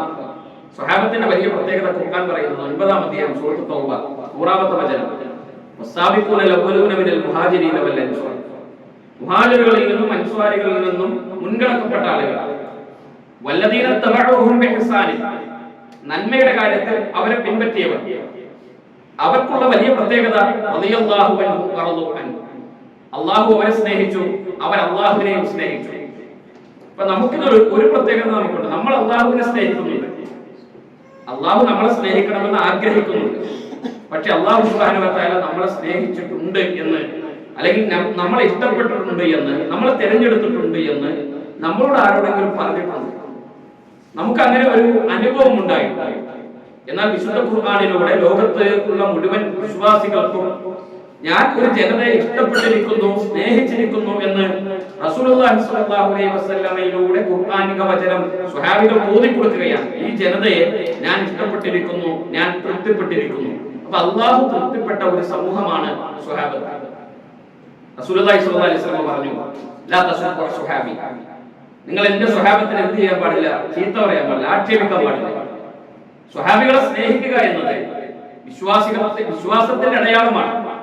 അവരെ നിന്ദിക്കുക, അവരോട് ഒരു എതിർപ്പ് പ്രകടിപ്പിക്കുക, അവരോട് വിയോജിപ്പ് രേഖപ്പെടുത്തുക എന്ന് പറയുന്നത് നിഫാഖിന്റെ അടയാളമാണ് എന്ന് നബി സല്ലല്ലാഹു അലൈഹി വസല്ലം പറഞ്ഞു. അസ്ഹാബി അമനത്തുൽ ഉമ്മത്തി, എന്റെ സ്വഹാബത്ത് ഈ ഉമ്മത്തിന്റെ സംരക്ഷകരാണ്, സുരക്ഷിതത്വമാണ്. ഏതുപോലെ ഒരു സമുദ്രത്തിൽ ഒരു നാവികൻ കപ്പലോടിക്കുന്നു. അയാൾക്ക് ആകാശത്തിലെ നക്ഷത്രങ്ങൾ വഴികാട്ടികളാണ്. ആകാശത്തിലെ നക്ഷത്രങ്ങൾ സമുദ്രത്തിലൂടെ കപ്പലോടിക്കുന്ന നാവികനെ വഴികാണിക്കുന്നത് പോലെ അസ്ഹാബി അമനത്തുൽ ഉമ്മത്തി, എന്റെ സ്വഹാബത്ത് എന്റെ ഉമ്മത്തിന്റെ സുരക്ഷിതത്വമാണ്, സംരക്ഷകരാണ്. അതുകൊണ്ട് നിങ്ങൾ അവരെ സ്നേഹിക്കണം, ആദരിക്കണം എന്ന് റസൂലുള്ളാഹി സ്വല്ലല്ലാഹു അലൈഹി വസല്ലം പറഞ്ഞു. പ്രവാചകന്റെ ഹദീസുകളിലൂടെ, ആയത്തുകളിലൂടെ ഒട്ടേറെ ശ്രേഷ്ഠതകൾ അവരെ സംബന്ധിച്ച്, ഉത്തമ സമുദായത്തിന്റെ ശ്രേഷ്ഠതകളെ സംബന്ധിച്ച് വിശദീകരിക്കുന്നത് കാണാൻ കഴിയും. എന്തുകൊണ്ടാണ് അവർക്ക് ശ്രേഷ്ഠത കിട്ടാനുള്ള കാരണം? എന്തുകൊണ്ടാണ് അവർക്ക് ഈ ആദരവുണ്ടാകാനുള്ള കാരണം? അവർ നബി സല്ലല്ലാഹു അലൈഹി വസല്ലമയുടെ കൂടെ ജീവിച്ച് പ്രവാചകൻ സല്ലല്ലാഹു അലൈഹി വസല്ലമയുടെ ജീവിതത്തെ അനുധാവനം ചെയ്ത് അതനുസരിച്ച് മുന്നോട്ട് പോയവരാണ്. അള്ളാഹുവിനെ കുറിച്ചുള്ള സൂക്ഷ്മത, തഖ്വയാണ് അവരുടെ ജീവിതത്തിന്റെ വിശുദ്ധിയുടെ ഏറ്റവും വലിയ അടയാളമായി നമുക്ക് കാണാൻ കഴിയുന്നത്. തഖ്വയുണ്ടാകുക, ആ സൂക്ഷ്മത എന്ന് പറയുന്നത് ഇസ്ലാമിലെ ഏത് ആരാധനാകർമ്മങ്ങൾ നിങ്ങൾ പരിശോധിച്ചു നോക്കിക്കോളൂ. നമസ്കാരം എന്തിനാണ് അള്ളാഹു നിർബന്ധമാക്കിയത്? നമസ്കാരം നിർബന്ധമാക്കപ്പെട്ടതിനെ കുറിച്ച് ഖുർആൻ പറയുന്നത് ഇന്ന സ്വലാത്ത തൻഹാ അനിൽ ഫഹ്ശാഇ വൽ മുൻകർ, തിന്മയായ മ്ലേച്ഛമായ കാര്യങ്ങളിൽ നിന്ന് നമസ്കാരം നമ്മളെ തടയുന്നു. അതൊരു ആയുധമാണ്, ഒരു പ്രൊട്ടക്ഷനാണ്, ഒരു സുരക്ഷിതത്വമാണ് നമസ്കാരം തിന്മകളിൽ നിന്ന്. റസൂലുള്ളാഹി സ്വല്ലല്ലാഹു അലൈഹി വസല്ലം സ്വഹാബികളോട് പറഞ്ഞു, നിങ്ങളുടെ വീടിന്റെ മുറ്റത്തു കൂടി ഒരു അരുവി ഒഴുകി പോകുന്നുണ്ട്. ആ അരുവിയിൽ നിങ്ങൾ 5 തവണ ഒരു ദിവസം കുളിച്ചാൽ നിങ്ങളുടെ ശരീരത്തിൽ അഴുക്ക് വല്ലതും ബാക്കിയുണ്ടാകുമോ? സ്വഹാബത്ത് ചോദിച്ചു, റസൂലേ, എങ്ങനെയാണ് 5 തവണ കുളിക്കുന്ന ഒരാളുടെ ശരീരത്തിൽ അഴുക്ക് ബാക്കിയുണ്ടാകുക? അയാൾ ശുദ്ധനാവില്ല. റസൂലുള്ളാഹി സ്വല്ലല്ലാഹു അലൈഹി വസല്ലമയുടെ മറുപടി, നമസ്കാരം അതുപോലെയാണ്, നിങ്ങൾ ശുദ്ധീകരിക്കുന്നു 5 തവണ നമസ്കാരം. അത് നമ്മുടെ ജീവിതത്തിന്, നമ്മുടെ മനസ്സിന് വിശുദ്ധി ഉണ്ടാക്കുന്നു. ആരാധനാകർമ്മങ്ങളെല്ലാം. നോമ്പ് എന്തിനാണ് നോമ്പ് അല്ലാഹു നിർബന്ധമാക്കിയത്? നോമ്പ് നിർബന്ധമാക്കപ്പെട്ടതിനെ കുറിച്ച് ഖുർആൻ പറയുന്നത് നിങ്ങൾക്കും നിങ്ങളുടെ മുൻപ് കഴിഞ്ഞു പോയവർക്കും നോമ്പ് നിർബന്ധമാക്കപ്പെട്ടിരിക്കുന്നു. ലഅല്ലക്കും തത്തഖൂൻ, നിങ്ങളുടെ ജീവിതത്തിൽ വിശുദ്ധി ഉണ്ടാകുന്നതിനാണ് നോമ്പ് അല്ലാഹു നിർബന്ധമാക്കിയത്. സക്കാത്ത് എന്തിനാണ് അല്ലാഹു സക്കാത്ത് നിർബന്ധമാക്കിയത്? അത് നിങ്ങളുടെ ശരീരത്തെ, നിങ്ങളുടെ ജീവിതത്തെ, നിങ്ങളുടെ സമ്പത്തിനെ അത് ശുദ്ധീകരിക്കുന്നു. ഹജ്ജിന് നമ്മൾ ഒരുക്കേണ്ട പാതയും എന്താണ്? തഖ്വയാണ്, വിശുദ്ധിയാണ്. ഹജ്ജിന് വേണ്ടി നമ്മൾ ഒരുക്കേണ്ട പാതയും. അപ്പൊ ഇസ്ലാമിൽ ആരാധനാകർമ്മങ്ങൾ മുഴുവൻ നിർബന്ധമാക്കിയത് മനുഷ്യരുടെ ജീവിതത്തിന് വിശുദ്ധി ഉണ്ടാകുന്നതിനാണ്. ഈ വിശുദ്ധി ജീവിതത്തിലുടനീളം കാത്തു സൂക്ഷിച്ച് മുന്നോട്ട് പോയ ഒരു സമൂഹമാണ് റസൂലുള്ളാഹി സ്വല്ലല്ലാഹു അലൈഹി വസല്ലമയുടെ സ്വഹാബികൾ എന്ന് പറയുന്നത്. ലാ യൻജു മിൻ ദാരി ഇല്ലാഹി തഖ്വ, കാരണം അവർക്കറിയാം ജീവിതത്തിൽ വിശുദ്ധി കാണിക്കുന്നവർക്കല്ലാതെ നരകത്തിൽ നിന്ന് രക്ഷപ്പെടാൻ കഴിയില്ല. നരകത്തിൽ നിന്ന് രക്ഷപ്പെടാൻ കഴിയുന്ന ആളുകളുടെ പ്രത്യേകത അള്ളാഹുവിനെ സൂക്ഷിക്കുന്നവരാണ്, പടച്ചവനെ സൂക്ഷിക്കുന്നവരാണ്. ഏത് സമയത്തും, അത് നമുക്ക് താല്പര്യമുള്ള സമയത്ത് മാത്രമല്ല, നമുക്കൊരു വിഷമം വരുമ്പോൾ മാത്രം പടച്ചവനെ ഓർക്കുന്ന ഒരു സമൂഹത്തെ കുറിച്ചല്ല. നമുക്കൊരു സങ്കടം വരുമ്പോൾ അള്ളാഹുവിനെ കുറിച്ച് ഓർക്കുന്ന ഒരു സമൂഹത്തെ കുറിച്ചല്ല. ജീവിതത്തിന്റെ ഏത് രംഗങ്ങളിലും അള്ളാഹുവിനെ സൂക്ഷിക്കാനുള്ള ഒരു മനസ്സുണ്ടാകണം, ഒരു ഹൃദയം ഉണ്ടാകണം. അത് സ്വഹാബികൾക്കുണ്ടായിരുന്നു. നിങ്ങൾ അവരുടെ ജീവിതത്തെ പരിശോധിച്ച് എത്ര ഉദാഹരണങ്ങൾ നമുക്ക് കാണാം. റസൂലുള്ളാഹി സ്വല്ലല്ലാഹു അലൈഹി വസല്ലമയുടെ ഉത്തമ സമൂഹത്തിന്റെ പ്രത്യേകത, റസൂലുള്ളാഹി സ്വല്ലല്ലാഹു അലൈഹി വസല്ലമ ഒരിക്കൽ ആയിഷ റളിയല്ലാഹു അൻഹയുടെ സമീപത്ത് കിടന്നുറങ്ങി. കുറെ കഴിഞ്ഞ് ആയിഷ റളിയല്ലാഹു അൻഹ എഴുന്നേറ്റ് നോക്കുമ്പോൾ നബി സല്ലല്ലാഹു അലൈഹി വസല്ലമയെ കാണാനില്ല. റസൂലുള്ളാഹി സ്വല്ലല്ലാഹു അലൈഹി വസല്ലം നിസ്കരിക്കാൻ ആയിഷ റളിയല്ലാഹു അൻഹ പോയി നോക്കുമ്പോൾ പ്രവാചകൻ സല്ലല്ലാഹു അലൈഹി വസല്ലമ ഖുർആൻ ഓതി, കാലുകളിൽ നീര് കെട്ടുമാറി പ്രവാചകൻ ഇങ്ങനെ കണ്ണുകൾ നിറഞ്ഞ് റസൂലുള്ളാഹി ഖുർആൻ പാരായണം ചെയ്തു. നമസ്കാരം കഴിഞ്ഞ് ആയിഷ റളിയല്ലാഹു അൻഹ ചോദിച്ചു, പ്രവാചകനെ, നിങ്ങൾ അല്ലാഹുവിന്റെ റസൂലല്ലേ? ജീവിതത്തിൽ ഒരു തിന്മയുടെ സമീപത്ത് കൂടി പോലും നടന്നു പോകാത്ത, ഒരു തെറ്റിനെ കുറിച്ച് പോലും ആലോചിക്കാത്ത അങ്ങ് എന്തിനാണ് ഈ കാലുകളിൽ നീര് കെട്ടുമാർ ഇങ്ങനെ നമസ്കരിക്കുന്നത്? എന്തിനാണ്? അങ്ങക്ക് അള്ളാഹു ആദ്യം സ്വർഗത്തിൽ പ്രവേശിക്കുന്ന ആളല്ലേ? അങ്ങ് ആദം സന്തതികളുടെ നേതാവല്ലേ? എന്നിട്ട് എന്തിനാണ് നിങ്ങൾ ഇങ്ങനെ ഇത്ര പ്രയാസപ്പെട്ട് ഇങ്ങനെ നമസ്കരിക്കുന്നത്? അതിന് റസൂലുള്ളാഹി സ്വല്ലല്ലാഹു അലൈഹി വസല്ലം കൊടുക്കുന്ന ഒരു മറുപടി, അഫലാ അകൂന അബ്ദൻ ശകൂറ. ആയിഷ, ഞാൻ നന്ദിയുള്ള അടിമയാകാൻ ആഗ്രഹിക്കുന്നു. പടച്ചവനോട് നന്ദിയുള്ള ഒരു അടിമയാകാൻ, ജീവിതത്തിന്റെ ഏത് ഘട്ടങ്ങളിലും ആ റബ്ബിനെ കുറിച്ച് ഓർക്കാൻ, ആ റബ്ബിനെ കുറിച്ച് ഓർക്കുന്ന ഒരു വിശ്വാസിയായി തീരാൻ ഞാൻ ആഗ്രഹിക്കുന്നു എന്ന് ആയിഷ റളിയല്ലാഹു അൻഹയോട് നബി സല്ലല്ലാഹു അലൈഹി വസല്ലം പറയുന്നു. നമ്മളൊന്ന് ആലോചിച്ചു, നമുക്ക് റബ്ബിനോട് അങ്ങനെ ആ ഒരു നന്ദി പ്രകടിപ്പിക്കാൻ, അങ്ങനെ ഒന്ന് അടുക്കാൻ കഴിഞ്ഞ സന്ദർഭങ്ങൾ ഉണ്ടായിട്ടുണ്ടോ, സമയങ്ങൾ ഉണ്ടായിട്ടുണ്ടോ എന്നത് ഒരു ആത്മപരിശോധന നടത്തുക. ജീവിതം ഏത് ഘട്ടങ്ങളിലും നിങ്ങൾ മദീനയിലെ ഒരു ചെറിയ കുട്ടിക്ക് പോലും ആ വിശുദ്ധിയെ കുറിച്ച് ഓർമ്മയുണ്ടായിരുന്നു. ഉമർ ബിൻ ഖത്താബ് റളിയല്ലാഹു അൻഹു രാത്രി ഒരു വേഷക്കാരി അദ്ദേഹം ഒരു താഴ്വാരത്തൂടെ നടന്നു പോകുമ്പോ കുറെ ആടുകളെ മേയിച്ച് ആട്ടിടയനായ ഒരു കുട്ടി ഉമർ റളിയല്ലാഹു അൻഹുവിന്റെ മുന്നിലേക്ക് ഇങ്ങനെ കടന്നു വരുന്നുണ്ട്. ഉമർ റളിയല്ലാഹു അൻഹു ചോദിച്ചു, എനിക്കൊരു ആടിനെ നീ എനിക്ക് തരുമോ? അപ്പൊ ആ കുട്ടി പറഞ്ഞു, ഇല്ല, ഒന്നിനെയും തരില്ല, കാരണം ഇത് എന്റേതല്ല, എന്റെ യജമാനന്റേതാണ്. അപ്പൊ ഉമർ റളിയല്ലാഹു അൻഹു ആ കുട്ടിയോട് പറഞ്ഞു, നൂറുകണക്കിന് ആടുകളെ കൂട്ടത്തിൽ നിന്ന് ഈ താഴ്വാരത്തിൽ പതിയിരിക്കുന്ന ഏതെങ്കിലും ഒരു ചെന്നായ ഒരു ആടിനെ പിടിച്ചു എന്ന് നിന്റെ യജമാനനോട് പറഞ്ഞാൽ അയാളത് വിശ്വസിക്കൂലേ? അതങ്ങ് പറഞ്ഞാ മതി. ഉമർ റളിയല്ലാഹു അൻഹുവിന്റെ വാക്ക് കേട്ട കുട്ടി പറഞ്ഞു, എന്റെ യജമാനൻ വിശ്വസിക്കും, കാരണം ഞാൻ ഇന്നുവരെ യജമാനോട് കള്ളം പറഞ്ഞിട്ടില്ല, ഞാൻ ഇന്നുവരെ അദ്ദേഹത്തോട് വഞ്ചന കാണിച്ചിട്ടില്ല, അദ്ദേഹത്തെ പറ്റിച്ചിട്ടില്ല, അതുകൊണ്ട് എന്റെ യജമാനൻ എന്നെ വിശ്വസിക്കും. പക്ഷേ നിങ്ങളൊന്ന് ആലോചിച്ചു നോക്കൂ, നിങ്ങൾ പടച്ച, എന്നെ സൃഷ്ടിച്ച, ഈ ആട്ടിൻപറ്റങ്ങളെ പടച്ച, ആകാശത്തിന്റെ ഉപരിയിൽ നിന്ന് നമ്മളെ കണ്ടുകൊണ്ടിരിക്കുന്ന യജമാനരോട് ഞാൻ എന്ത് മറുപടിയാണ് പറയുക? ഞാൻ എന്ത് ഉത്തരമാണ് ഞാൻ പറയുക? ഉമർ ബിൻ ഖത്താബ് റളിയല്ലാഹു അൻഹു കുട്ടിയെ ചേർത്ത് നിർത്തുന്നത് നമുക്ക് കാണാൻ കഴിയും. മദീനയിലെ ഒരു ആട്ടിടയനായ കുട്ടിയുടെ ജീവിതത്തിന്റെ വിശുദ്ധിയാണ്, തഖ്വയാണ് അവരുടെ ജീവിതത്തിലൂടെ നമുക്ക് കാണാൻ കഴിയുന്നത്. ആ സൂക്ഷ്മതയാണ് അവരെ ഏറ്റവും ഉയരങ്ങളിലേക്ക് എപ്പോഴും കൊണ്ടുപോയത്. എത്ര ചരിത്രങ്ങൾ നമുക്ക് അങ്ങനെ വായിക്കാൻ കഴിയും, കാണാൻ കഴിയും. ഞാനൊരു വലിയ പ്രഭാഷണം നിങ്ങളുടെ മുന്നിൽ നടത്തി ചില കാര്യങ്ങൾ ഒന്ന് ഓർമ്മപ്പെടുത്തുക മാത്രമാണ്. ഉമർ റളിയല്ലാഹു അൻഹു രാത്രി ഒരു ഗോതമ്പ് ചാക്ക് ചുമന്ന് നടന്നു പോകുമ്പോൾ ഒരു വൃത്യൻ ഓടി വന്നിട്ട് അദ്ദേഹത്തോട് പറയുന്നുണ്ട്, ഞാനത് ഏറ്റെടുക്കാം, ഞാൻ എടുത്തോട്ടെ, നിങ്ങൾ എന്തിനാണ് ഇങ്ങനെ പ്രയാസപ്പെടുന്നത്? ഉമർ റളിയല്ലാഹു അൻഹു തിരിച്ചൊരു ചോദ്യം, ഇപ്പൊ വന്നതൊക്കെ കൊള്ളാം, നീ കൊണ്ടുപോകും. നാളെ ഖിയാമത്ത് നാളിൽ ഞാൻ എന്റെ ഭാരങ്ങൾ ചുമന്ന് നിൽക്കുമ്പോൾ അത് ഏറ്റെടുക്കാൻ നീ ഉണ്ടാവും. അവിടെ നീ ഉണ്ടാവില്ലല്ലോ, പിന്നെ ഞാൻ തന്നെ ചുമന്നോളാം എന്ന് ആരായത് പറയുന്നത്? ഉമർ ബിൻ ഖത്താബ് റളിയല്ലാഹു അൻഹു പറയുന്ന മറുപടിയാണ്. എങ്ങനെയാണ് അവർ വിശുദ്ധരായത് എന്നതിന്റെ ഉത്തരമാണ്. എങ്ങനെയാണ് അവരുടെ ജീവിതത്തിൽ അവർക്ക് ഈ മൂല്യം ഉണ്ടായത് എന്നതിന്റെ മറുപടിയാണ് നമുക്ക് ചരിത്രത്തിൽ ഇങ്ങനെ വായിക്കാൻ കഴിയുന്നത്. അബൂബക്കർ സിദ്ദീഖ് റളിയല്ലാഹു അൻഹു പറയുന്ന ഒരു വാക്കുണ്ട്. അബൂബക്കർ സിദ്ദീഖ് റളിയല്ലാഹു അൻഹു പറയുന്നുണ്ട്, ഒരു ചെറിയ പെരുന്നാളിന്റെ തലേ ദിവസം മദീന മുഴുവൻ പെരുന്നാളിനെ സ്വീകരിക്കാൻ ആഘോഷത്തോടെ ആവേശത്തോടെ കാത്തിരിക്കുമ്പോൾ, ഇസ്ലാമിക ലോകം സന്തോഷത്തിന്റെ തക്ബീർ ധ്വനികൾ മുഴക്കുമ്പോൾ ഖലീഫ അബൂബക്കർ സിദ്ദീഖ് റളിയല്ലാഹു അൻഹു ആരും കാണില്ല. അവരിങ്ങനെ നോക്കുമ്പോൾ മദീനത്തെ ബാബുൻ നിസാഇന്റെ പിന്നിൽ ഒരു കൊച്ചു കുട്ടിയെ പോലെ അബൂബക്കർ സിദ്ദീഖ് റളിയല്ലാഹു അൻഹു കരഞ്ഞുകൊണ്ടിരിക്കുന്നു. അപ്പൊ അദ്ദേഹത്തോട് ചോദിച്ചു, നിങ്ങൾ എന്തിനാണ് ഇസ്ലാമിക ലോകം മുസ്ലിം സമുദായം മുഴുവൻ സന്തോഷത്തോടു കൂടി കാത്തിരിക്കുമ്പോ നിങ്ങൾ എന്തിനാണ് ഇങ്ങനെ പ്രയാസപ്പെടുന്നത്? നിങ്ങൾ എന്തിനാണ് ഇങ്ങനെ കരയുന്നത്? അപ്പൊ അബൂബക്കർ സിദ്ദീഖ് റളിയല്ലാഹു അൻഹുവിന്റെ മറുപടി, ഒരു മാസം നമസ്കരിച്ചു, റമളാൻ നമ്മൾ നോക്കുന്നുണ്ട്, ആരാധനകൾ നിർവഹിച്ചു, രാത്രി നമസ്കാരങ്ങൾ നിർവഹിച്ചു, ഖുർആൻ എത്ര തവണ നമ്മൾ പാരായണം ചെയ്തു, ദാനധർമ്മങ്ങൾ കൊണ്ട് സമ്പന്നമായി, സകാത്തുകളും സ്വതക്കകളും എല്ലാം കൊണ്ട് സമ്പന്നമായി. എന്റെ റബ്ബ് ഇതിൽ ഒന്നുപോലും സ്വീകരിച്ചു എന്ന് എന്നോട് പറഞ്ഞിട്ടില്ല. ഇതിലേതെങ്കിലും ഒന്ന് സ്വീകരിച്ചു എന്ന് അള്ളാഹ് എന്നോട് പറഞ്ഞിട്ടില്ല. ഏതെങ്കിലും ഒന്ന് അള്ളാഹു സ്വീകരിച്ചു എന്ന് എന്നോട് പറഞ്ഞിരുന്നുവെങ്കിൽ ആകാശഭൂമികൾക്കിടയിലുള്ള സകലതും ലഭിക്കുന്നതിനേക്കാളും എനിക്ക് സന്തോഷമാകുമായിരുന്നു. അതുകൊണ്ട് എനിക്ക് ചിരിക്കാൻ കഴിയില്ല, സന്തോഷിക്കാൻ കഴിയില്ല എന്ന് അബൂബക്കർ സിദ്ദീഖ് റളിയല്ലാഹു അൻഹു മറുപടി പറയുന്നു.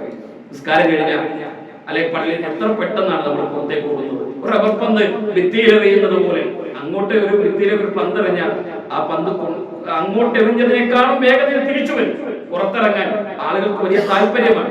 നമുക്ക് പറയാൻ, സങ്കടം പറയാൻ, എല്ലാം കാണുന്ന, എല്ലാം നിയന്ത്രിക്കുന്ന, എല്ലാം കേൾക്കുന്ന ആ റബ്ബിന്റെ മുന്നിൽ സങ്കടം പറയാൻ നമ്മുടെ വിഷമങ്ങൾ ഇറക്കി വെക്കാൻ, നമ്മുടെ പ്രയാസങ്ങളെ കുറിച്ച് സംവദിക്കാൻ, സംസാരിക്കാൻ നേരമില്ലാത്ത മനുഷ്യരായി പലപ്പോഴും നമ്മൾ മാറുന്നു.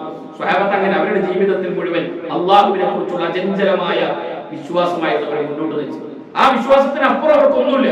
അള്ളാഹുവിനോടുള്ള സ്നേഹവും പ്രവാചകൻ സല്ലല്ലാഹു അലൈഹി വസല്ലമയോടുള്ള ഇഷ്ടവുമാണ് അവരെ എപ്പോഴും മുന്നോട്ട് നയിച്ചിരുന്നത്.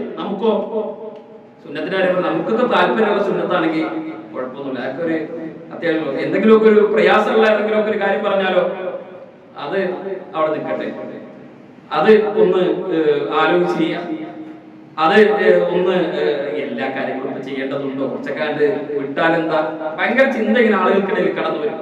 പക്ഷെ സ്വഹാബത്തിന്റെ പ്രത്യേകത നബി സല്ലല്ലാഹു അലൈഹി വസല്ലമയെ എത്രയാണ് അവർ സ്നേഹിച്ചത്. ഇപ്പൊ ബദർ യുദ്ധം നടക്കുന്ന സമയമാണ്, നിങ്ങൾ ആലോചിച്ച് നോക്കുക. ആളുകൾ ഇങ്ങനെ പറയും, എങ്ങനെയാണ് ഇസ്ലാമിൽ ഇങ്ങനെ ഒരു ജനത ഉണ്ടായത്? വെറുതെ ഉണ്ടായതല്ല. നബി സല്ലല്ലാഹു അലൈഹി വസല്ലമ ബദർ യുദ്ധത്തിന്റെ സമയത്ത് സഫിങ്ങനെ തെറ്റി നിൽക്കുകയാണ്. സവാദ് റളിയല്ലാഹു അൻഹു കയ്യിലൊരു വടി കൊണ്ട് സവാദ് റളിയല്ലാഹു അൻഹു നെഞ്ചിൽ ഇങ്ങനെ കുത്തി. അല്ലാഹുവിന്റെ റസൂൽ പറഞ്ഞു, സഫ് ശരിയാക്കി. സവാദ് റളിയല്ലാഹു അൻഹു അടുത്ത മറുപടി എന്താ? പ്രവാചകരെ, അങ്ങ് കാരുണ്യത്തിന്റെ പ്രവാചകനാണ്, അങ്ങ് നീതിയുടെ നിറകുടമല്ലേ. എന്റെ ശരീരത്തിൽ അങ്ങ് കുത്തിയപ്പോൾ എനിക്ക് വേദനിച്ചു, എനിക്ക് അങ്ങയോട് പ്രതികാരമെടുക്കണം.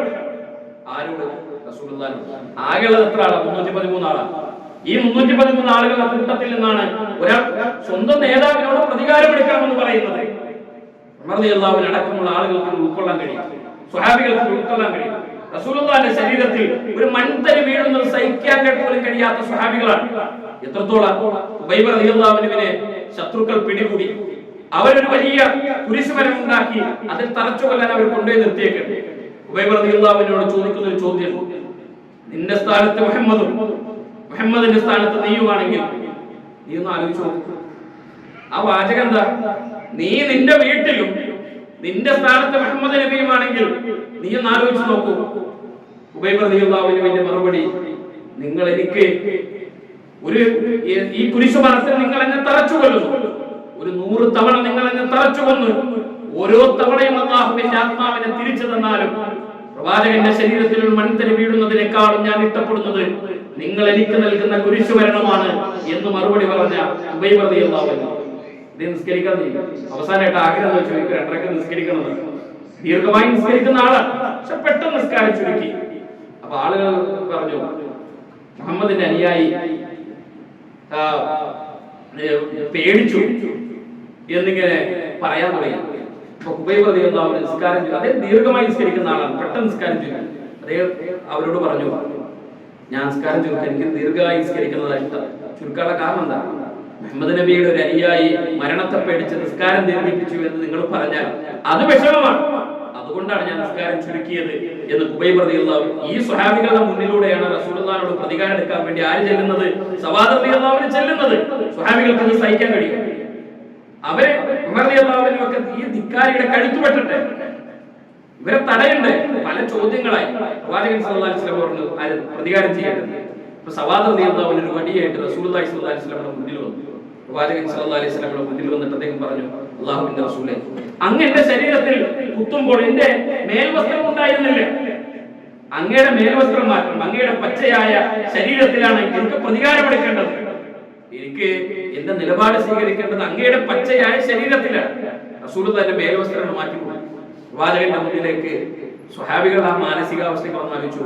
കയ്യിലൊരു വടിയുമായി സവാദ് റളിയല്ലാഹു അൻഹു റസൂലുള്ളാഹിന്റെ മുന്നിലേക്ക് തൊട്ടടുത്തെത്തി. പ്രവാചകന്റെ സമീപത്ത് നിന്ന് വടി അദ്ദേഹം വലിച്ചെറിഞ്ഞ് നബി സല്ലല്ലാഹു അലൈഹി വസല്ലമയെ കെട്ടിപ്പിടിച്ച് പ്രവാചകന്റെ മാറത്ത് തുരുതുരാ ചുംബിക്കാൻ തുടങ്ങി. പ്രവാചകൻ സല്ലല്ലാഹു അലൈഹി വസല്ലം ചുമാലക്ക് യാ സവാദ്, എന്താ നിനക്ക് പറ്റിയത്? സവാദ് റളിയല്ലാഹു അൻഹു പറഞ്ഞു, അല്ലാഹുവിന്റെ റസൂലേ, അതാ പുറത്ത് ആയിരക്കണക്കിന് വരുന്ന ശത്രുക്കളാണ്, അവർക്കിടയിലേക്കാണ് നമ്മൾ കടന്നു പോകുന്നത്, ജീവനോടെ തിരിച്ചു വരാൻ കഴിയുമോ എന്നെനിക്ക് ഉറപ്പില്ല.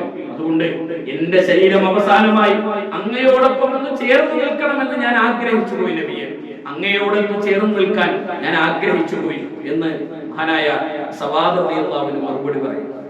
എന്തായിരുന്നു ഈ ഒരു സ്നേഹബന്ധത്തിന്റെ അടിസ്ഥാനം എന്ന് പറയുന്നത്? റസൂലുള്ളാഹി അവർക്ക് നിറഞ്ഞ സ്നേഹം നൽകി, അവരോട് അങ്ങേയറ്റത്തെ കാരുണ്യം കാണിച്ചു. അവരോട് എല്ലാ രംഗത്തും പ്രവാചകൻ വിട്ടുവീഴ്ചകൾ ചെയ്തു. അവരെ ഹൃദയം തുറന്ന് നബി സല്ലല്ലാഹു അലൈഹി വസല്ലം സ്നേഹിച്ചു. എത്ര രസകരമായ സംഭവങ്ങൾ നമുക്ക് ഹദീസുകളിൽ കാണാൻ കഴിയും. അവരോടുള്ള ഒരു ആത്മബന്ധം, അവരെ പ്രവാചകൻ എങ്ങനെ വളർത്തിക്കൊണ്ടുവന്നു എന്നതിന്റെ ഒരു ആത്മബന്ധം നമുക്ക് ആ ഹദീസുകളുടെ റസൂലുള്ളാഹിന്റെ ജീവിതത്തിലൂടെ കടന്നു പോകുമ്പോൾ കാണാൻ കഴിയും. പ്രവാചകൻ അവരെ അത്ര ഇഷ്ടപ്പെട്ടില്ല. റസൂലുള്ളാഹി മദീനയിലേക്ക് എത്തി.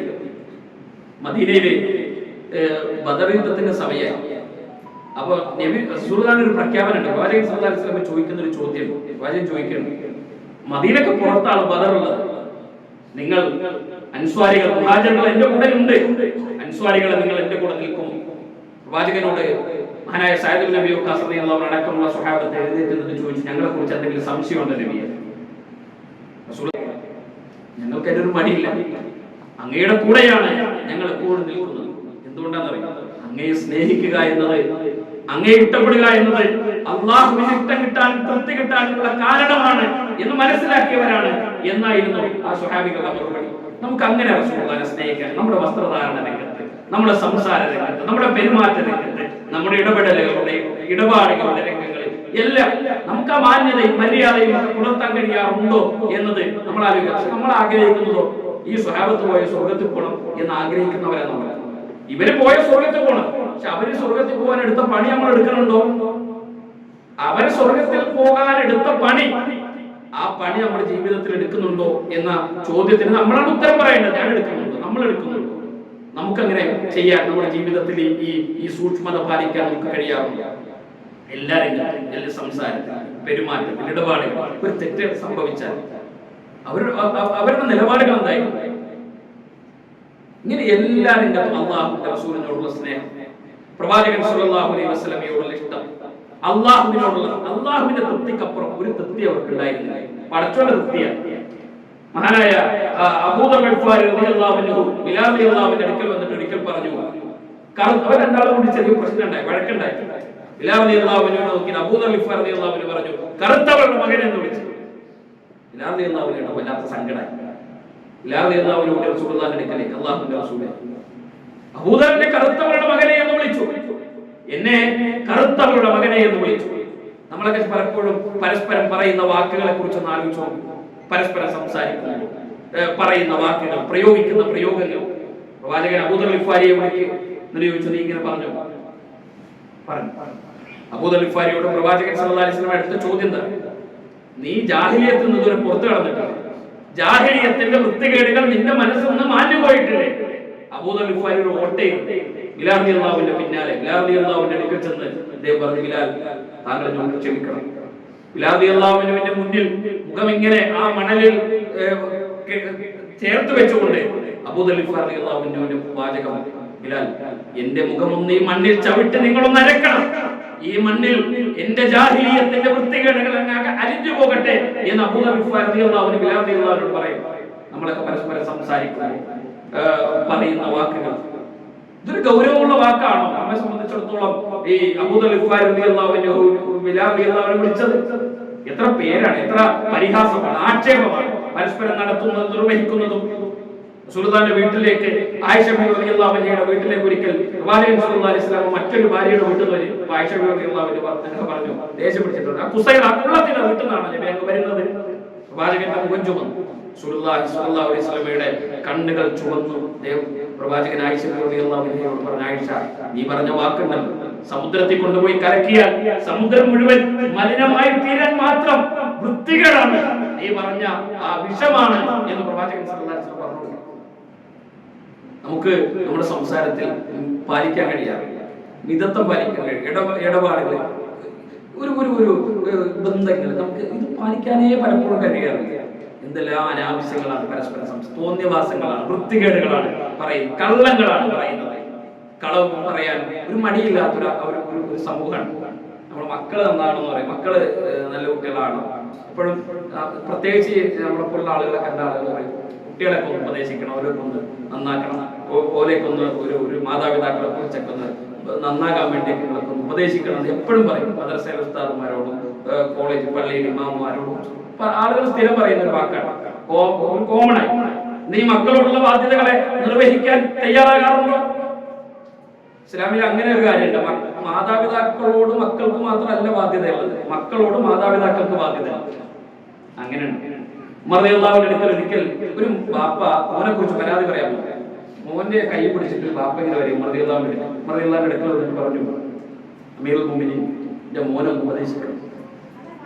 ബാപ്പ ഉമ്മ ആരാണെന്ന് പറഞ്ഞു കുറച്ച് അനുസരണക്കേട് കൂടാൻ തുടങ്ങി. ഒന്ന് ഉപദേശിക്കണം. ഉമർ റളിയല്ലാഹു ആ കുട്ടിനെ അടുത്ത് വിളിച്ചിട്ട് ഉപദേശിക്കാൻ തുടങ്ങി. ഉമർ റളിയല്ലാഹു അദ്ദേഹത്തോട് ആ കുട്ടിനോട് ഇതിങ്ങനെ മാതാപിതാക്കളുടെ മഹത്വത്തെ കുറിച്ചൊക്കെ പറയുമ്പോൾ കുട്ടി ചോദിച്ചു, അമീറുൽ മുഅ്മിനീൻ, ഇസ്ലാമിൽ മക്കളോട് മാതാപിതാക്കളോട് മക്കൾക്കുള്ള ബാധ്യത മാത്രമാണോ പറയുന്നത്? അല്ല, മക്കളോട് മാതാപിതാക്കൾക്ക് ബാധ്യതകളുണ്ട്. അതെന്തെല്ലാമാണ്? അപ്പൊ ഉമർ റളിയല്ലാഹു പറഞ്ഞു, 3 കാര്യങ്ങൾ പ്രത്യേകം ശ്രദ്ധിക്കണം. ഒന്ന്, അവന് നല്ല ഉമ്മാനെ കൊടുക്കണം, നല്ല ഉപ്പയെ കൊടുക്കണം. 2, നല്ല പേരിടണം. 3, ദീനനുസരിച്ച് വളർത്തണം. അവരോട് കാരുണ്യം കാണിക്കണം.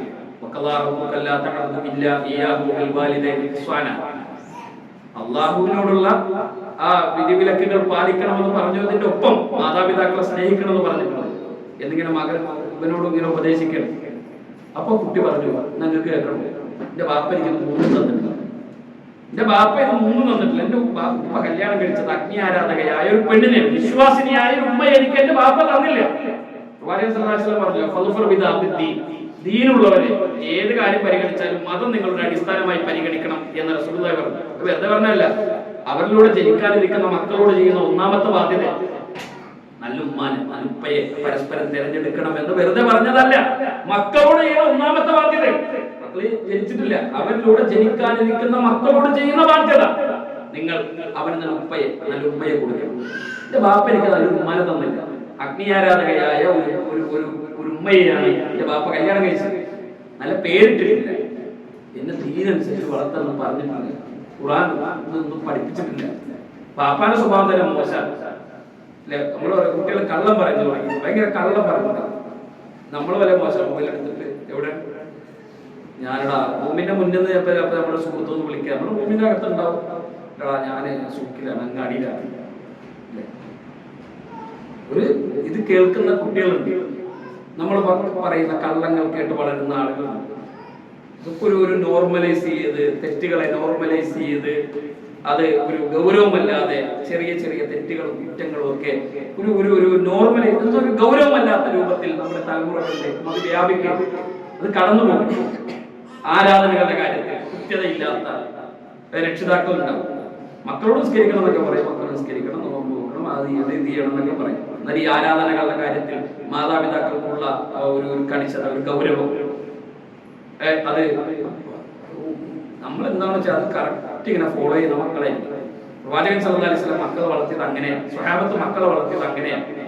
അവർക്ക് നല്ല തലമുറകൾ ഉണ്ടായി, അവരുടെ പെരുമാറ്റം, സംസാരം, ഇടപാട് എല്ലാം അങ്ങനെയാണ് മാന്യമായ രൂപത്തിൽ ഏറ്റവും മര്യാദയിൽ ഒരു ജനതയെ റസൂലുള്ളാഹി വളർത്തിക്കൊണ്ടിരും. അതുകൊണ്ട് അവർ ലോകത്തെ ഏറ്റവും മാതൃകായോഗ്യരായ ഉത്തമ ജനതയായി മാറുന്നത്. അവർക്ക് എല്ലാത്തിനേക്കാളും പ്രിയപ്പെട്ടത് സ്വർഗത്തിലേക്ക് എത്തണം എന്നുള്ളൊരു ചിന്തയിൽ, ഒരു ആഗ്രഹം. റസൂലുള്ളാഹി സ്വല്ലല്ലാഹു അലൈഹി വസല്ലമയുടെ ജീവിതത്തിലെ സ്വഹാബികൾ സൃഷ്ടിക്കുന്ന സ്വാധീനം, അത്ഭുതത്തോടെ എല്ലാം നമുക്ക് ആ ചരിത്രങ്ങൾ വായിക്കാൻ കഴിയും. നമ്മളിങ്ങനെ കുട്ടികളുടെ കാര്യം പറയും, ചെറുപ്പക്കാരെ കാര്യം പറയും, കുറച്ചൊക്കെ കഴിയട്ടെ എന്ന് പറയും. നിങ്ങൾ ബദർ യുദ്ധത്തിൽ ഷഹീദായ 14 സ്വഹാബികളെ കുറിച്ച് പരിശോധിച്ചു നോക്കൂ, അവരുടെ പേര് നിങ്ങൾ പരിശോധിച്ചു നോക്കൂ. ആ 2 കുട്ടികൾ വരുന്നുണ്ട്, 2 കുട്ടികൾ ബദറിലേക്ക് വരുന്നുണ്ട്. അവരാ ആ 313 ആളുകളുടെ കൂട്ടത്തിലുള്ളവരല്ല. അവർ ഉമ്മയായ അബ്റാസ് എന്നാണ് ഉമ്മയുടെ പേര്. ഉമ്മ പറഞ്ഞേക്കാം കുട്ടികളെ പോണം, അബൂജഹലിനെ കൊല്ലണം. ആ ഉമ്മ പറഞ്ഞ വാക്കിന് അബൂജഹലിനെ കൊല്ലണം. ഒരു കുട്ടി ബദറിലെ ഷഹീദാകുന്നുണ്ട്. 2ാമത്തെ കുട്ടിയുടെ കൈ പരിക്കേൽക്കുന്നു, മുറിയുന്നു. യമാമ യുദ്ധം എത്ര കൊല്ലം കഴിഞ്ഞ റസൂലുള്ളാഹി പിന്നീട് നടക്കുന്നത്? പ്രവാചകന്റെ വഫാത്തിന് ശേഷമാണ് മുസൈലിമത്തുൽ കദ്ദാബിനെതിരെ യമാമ യുദ്ധം നടക്കുന്നത്. ആ കുട്ടി ആ ഉമ്മയുടെ കൺമുന്നിൽ കൈയില്ലാത്ത കുട്ടിയായി വളരുന്നു. യമാമ യുദ്ധത്തിന് അബൂബക്കർ സിദ്ദീഖ് റളിയല്ലാഹു അൻഹു സൈന്യത്തെ നിയോഗിച്ചു യമാമയിലേക്ക് മുസൈലിമത്തുൽ കദ്ദാബിനെതിരെ. അപ്പൊ ഈ ഉമ്മ ഈ കുട്ടിയോട് പറയുന്നുണ്ട്, മോനെ നീ ചെല്ലണം, നീ ചെന്ന് മുസൈലിമത്തുൽ കദ്ദാബിനെതിരെ ആ കദ്ദാബിനെ നീ വധിക്കണം. ആ ഉമ്മാന്റെ ഒരു മനസ്സികൾ ആലോചിച്ചിട്ടില്ലേ? ആ ഉമ്മയുടെ കൺമുന്നിലാണ് 10 കൊല്ലം ഒരു കൈയില്ലാതെ ആ കുട്ടി വളരുന്നത്. എന്നിട്ട് ആ മുസൈലിമത്തുൽ കദ്ദാബിന്റെ യുദ്ധത്തിൽ മുസൈലിമത്തുൽ കദ്ദാബിനെ വഹ്ശിയാണ് വധിക്കുന്നത്. വഹ്ശി വധിച്ചിട്ട് വഹ്ശി ഇങ്ങനെ ഒരു സന്തോഷമുണ്ട്. വഹ്ശി പറയുന്നത് അറിയാം, എനിക്ക് എന്റെ റസൂൽ എന്റെ നേരെ തിരിച്ചതിന് ശേഷം എന്നോട്, ഞാൻ റസൂലുള്ളാഹിന്റെ മുന്നിൽ ഇങ്ങനെ ചെല്ലും, ഇസ്ലാം സ്വീകരിച്ചിട്ട് റസൂലുള്ളാഹിന്റെ അടുത്ത് എന്നിട്ട് പിന്നെ ഇങ്ങനെ പെട്ടെന്ന് അസ്സലാമു അലൈക്കും എന്നൊക്കെ പറയും. റസൂലുള്ളാഹി സലാം അടക്കും, പക്ഷെ എന്റെ മുഖത്തേക്ക് നോക്കാറില്ല. കാരണം ഹംസത്തുൽ ഖറാറിന്റെ മുഖം പ്രവാചകന്റെ മനസ്സിലേക്ക് ഇങ്ങനെ കടന്നു വരും. അവസാന സമയം വരെ നബി സല്ലല്ലാഹു അലൈഹി വസല്ലം വലിയ സങ്കടമായിരുന്നു വഹ്ശിയുടെ കാര്യം. വഹ്ശിക്ക് വല്ലാത്ത വിഷമായിരുന്നു. ഞാൻ എന്റെ ജീവിതത്തിൽ ആശ്വസിക്കുന്നത് മുസൈലിമത്തുൽ കദ്ദാബിനെ വധിച്ച ദിവസം, ഈ ദിവസമാണ് എന്റെ ജീവിതത്തിൽ ഏറ്റവും സന്തോഷകരമായ ദിവസം എന്ന് വഹ്ശി പറയുന്നു. ഈ കുട്ടി ഞാൻ ഈ ഉമ്മാന്റെ അടുത്ത് ചെല്ലുന്ന രംഗമുണ്ട്, മദീനയിലേക്ക് തിരിച്ചെല്ലുന്നുണ്ട്. തിരിച്ചെന്നിട്ട് പറയും, ഉമ്മ എനിക്ക് ഉമ്മയുടെ ആ വാക്ക് പൂർത്തിയാക്കാൻ കഴിഞ്ഞില്ല. മുസൈലിമത്തുൽ കദ്ദാബിനെ വഹ്ശി വധിച്ചു, എനിക്കതിന് കഴിഞ്ഞില്ല. ഇതായിരുന്നു റസൂലുള്ളാഹി സ്വല്ലല്ലാഹു അലൈഹി വസല്ലമയുടെ കൂടെ ഉണ്ടായിരുന്ന ജനത. അവർക്ക് സ്വർഗത്തിനേക്കാളും വലുതൊന്നല്ല. അവർക്ക് ആ സ്വർഗമാണ് ജീവിതത്തിൽ ഏറ്റവും പ്രതീക്ഷയോടെ ഏറ്റവും വലുതായി അവർ കണ്ടിരുന്നത്. ഒരു ജാഫർ ബിൻ അബീ ത്വാലിബ് റളിയല്ലാഹു അൻഹു സ്വഹാബി, അലി ബിൻ അബീ ത്വാലിബ് റളിയല്ലാഹു അൻഹു സഹോദരൻ, അലി റളിയല്ലാഹു അൻഹുവിന്റെ സഹോദരൻ. അദ്ദേഹം ആദ്യമായി ഹിജ്റ പോകുന്നത് അദ്ദേഹത്തിന്റെ നേതൃത്വത്തിലാണ്. പിന്നീട് അദ്ദേഹം തിരിച്ചു വരുന്നത് മദീനയിലേക്കാണ്. നജാശിയുടെ നാട്ടിലേക്ക് ഹിജ്റ പോയി പിന്നീട് മദീനയിൽ പ്രവാചകൻ എത്തിയ കാലത്താണ് മദീനയിലേക്ക് പിന്നീട് തിരിച്ചു വരുന്നത്. സംസാരവും പെരുമാറ്റവും ഒക്കെ നബി സല്ലല്ലാഹു അലൈഹി വസല്ലമയുടെ പോലെയാണ്, വളരെ സാമ്യതയുള്ള ഒരാളാണ്. അങ്ങനെ ഒരിക്കൽ മുഅ്ത യുദ്ധത്തിന്റെ സമയം നബി സല്ലല്ലാഹു അലൈഹി വസല്ലമ ഇസ്ലാമിന്റെ പതാക അബ്ദുല്ലാഹി ബിൻ റവാഹ റളിയല്ലാഹു അൻഹുവിന്റെ കയ്യിൽ കൊടുത്തു. അബ്ദുല്ലാഹി ബിൻ റവാഹ റളിയല്ലാഹു അൻഹു കൈ കൊടുത്തിട്ട് നബി സല്ലല്ലാഹു അലൈഹി വസല്ലം അടുത്ത വാക്ക് പറഞ്ഞത്, ഇബ്നു റവാഹ, ഒരു ശക്തമായ പോരാട്ടത്തിന് നീ പോവുകയാണ്. നിനക്ക് എന്തെങ്കിലും സംഭവിച്ചാൽ നീ പതാക ജാഫർ ബിൻ അബീ ത്വാലിബിന് കൊടുക്കണം. ജാഫർ റളിയല്ലാഹു അൻഹു പറഞ്ഞു, നിങ്ങൾക്ക് എന്തെങ്കിലും സംഭവിച്ചാൽ ഇത് സെയ്ദ് റളിയല്ലാഹു അൻഹു കൊടുക്കണം. എന്റെ അർത്ഥം അല്ലാഹുവിന്റെ റസൂൽ യുദ്ധത്തിന് പോകുന്ന സൈന്യനായകൻ ഇസ്ലാമിന്റെ പതാക പറയും. നമ്മളൊന്ന് ആലോചിച്ച് നോക്കിയാൽ ഈ ഇസ്ലാമിക് സെന്ററിൽ ഇന്നത്തെ ക്ലാസ്സിന് വരുമ്പോൾ എല്ലാവരും ഒരു 50 KD ദീനാറുകൾ കൊടുക്കണം എന്ന് പറഞ്ഞാൽ എത്ര ആൾക്കാരെ ഒരു ആത്മാർത്ഥമായി ക്ലാസ്സിൽ പങ്കെടുക്കാൻ വരാൻ സന്നദ്ധരായ എത്ര ആളുകളാണ്. ഇത് മാത്രമല്ല, ഞാൻ ഒരു ഉദാഹരണം പറയാം. നമ്മുടെ നാട്ടിൽ ഏത് സാഹചര്യത്തെ നമ്മൾ പരിശോധിച്ചു, ഇത് അവരുടെ മരണത്തിന്റെ ഡേറ്റ് അള്ളാഹുവിന്റെ റസൂൽ എഴുതി കൊടുക്കുന്നത് അവരുടെ മരണത്തിന്റെ ഡേറ്റ് ആണ്. ഇനി ഒരിക്കലും നമ്മൾ കണ്ടുമുട്ടില്ല എന്ന മരണത്തിന്റെ ഡേറ്റ് റസൂലുള്ളാഹി സ്വല്ലല്ലാഹു അലൈഹി വസല്ലം കയ്യിലേക്ക് എഴുതി കൊടുക്കാൻ. അതുകൊണ്ട് പോയിട്ട് റസൂലുള്ളാഹിന്റെ വാക്കുകൾ പോലെ അബ്ദുല്ലാഹി ബിൻ റവാഹ റളിയല്ലാഹു അൻഹു ആ യുദ്ധക്കളത്തിൽ മരിച്ചു വീണു. പ്രവാചകന്റെ വാക്കുകൾ പോലെ ജാഫർ ബിൻ അബീ ത്വാലിബ് റളിയല്ലാഹു അൻഹു ഇസ്ലാമിന്റെ പതാക ഏറ്റെടുത്തു. ആ വളരെ ശക്തമായ അദ്ദേഹം പോരാടി. അദ്ദേഹത്തിന്റെ 2 കൈകളും ശത്രുക്കൾ മുറിച്ചു മാറ്റി. ആ യുദ്ധക്കളത്തിൽ ജാഫർ ബിൻ അബീ ത്വാലിബ് റളിയല്ലാഹു അൻഹു മരിച്ചു വീണു. സെയ്ദ് റളിയല്ലാഹു അൻഹുവിന്റെ നേതൃത്വത്തിൽ പിന്നീട് യുദ്ധം വിജയിക്കുന്നു. ജാഫർ ബിൻ അബീ ത്വാലിബ് റളിയല്ലാഹു അൻഹു മരണവാർത്ത മദീനയിലെത്തി. അല്ലാഹുവിന്റെ പ്രവാചകൻ ജാഫർ റളിയല്ലാഹു അൻഹു വീട്ടിൽ ആ വീട്ടിലേക്ക് കയറി ചെല്ലുമ്പോൾ ജാഫർ റളിയല്ലാഹു അൻഹു കുട്ടികൾ ഇങ്ങനെ മുറ്റത്ത് കളിച്ചുകൊണ്ടിരിക്കും. പറക്ക മുറ്റാത്ത ചെറിയ കുട്ടികളാണ്. അവരിങ്ങനെ ഉപ്പ മരിച്ചതറിയാതെ അവരിങ്ങനെ കളിച്ചുകൊണ്ടിരിക്കും. പ്രവാചകൻ ആ കുട്ടികളെ കണ്ടിട്ട് സങ്കടം സഹിക്കാൻ പറ്റില്ല. അവർ അനാഥരാണ്, എത്തീമുകളാണ്.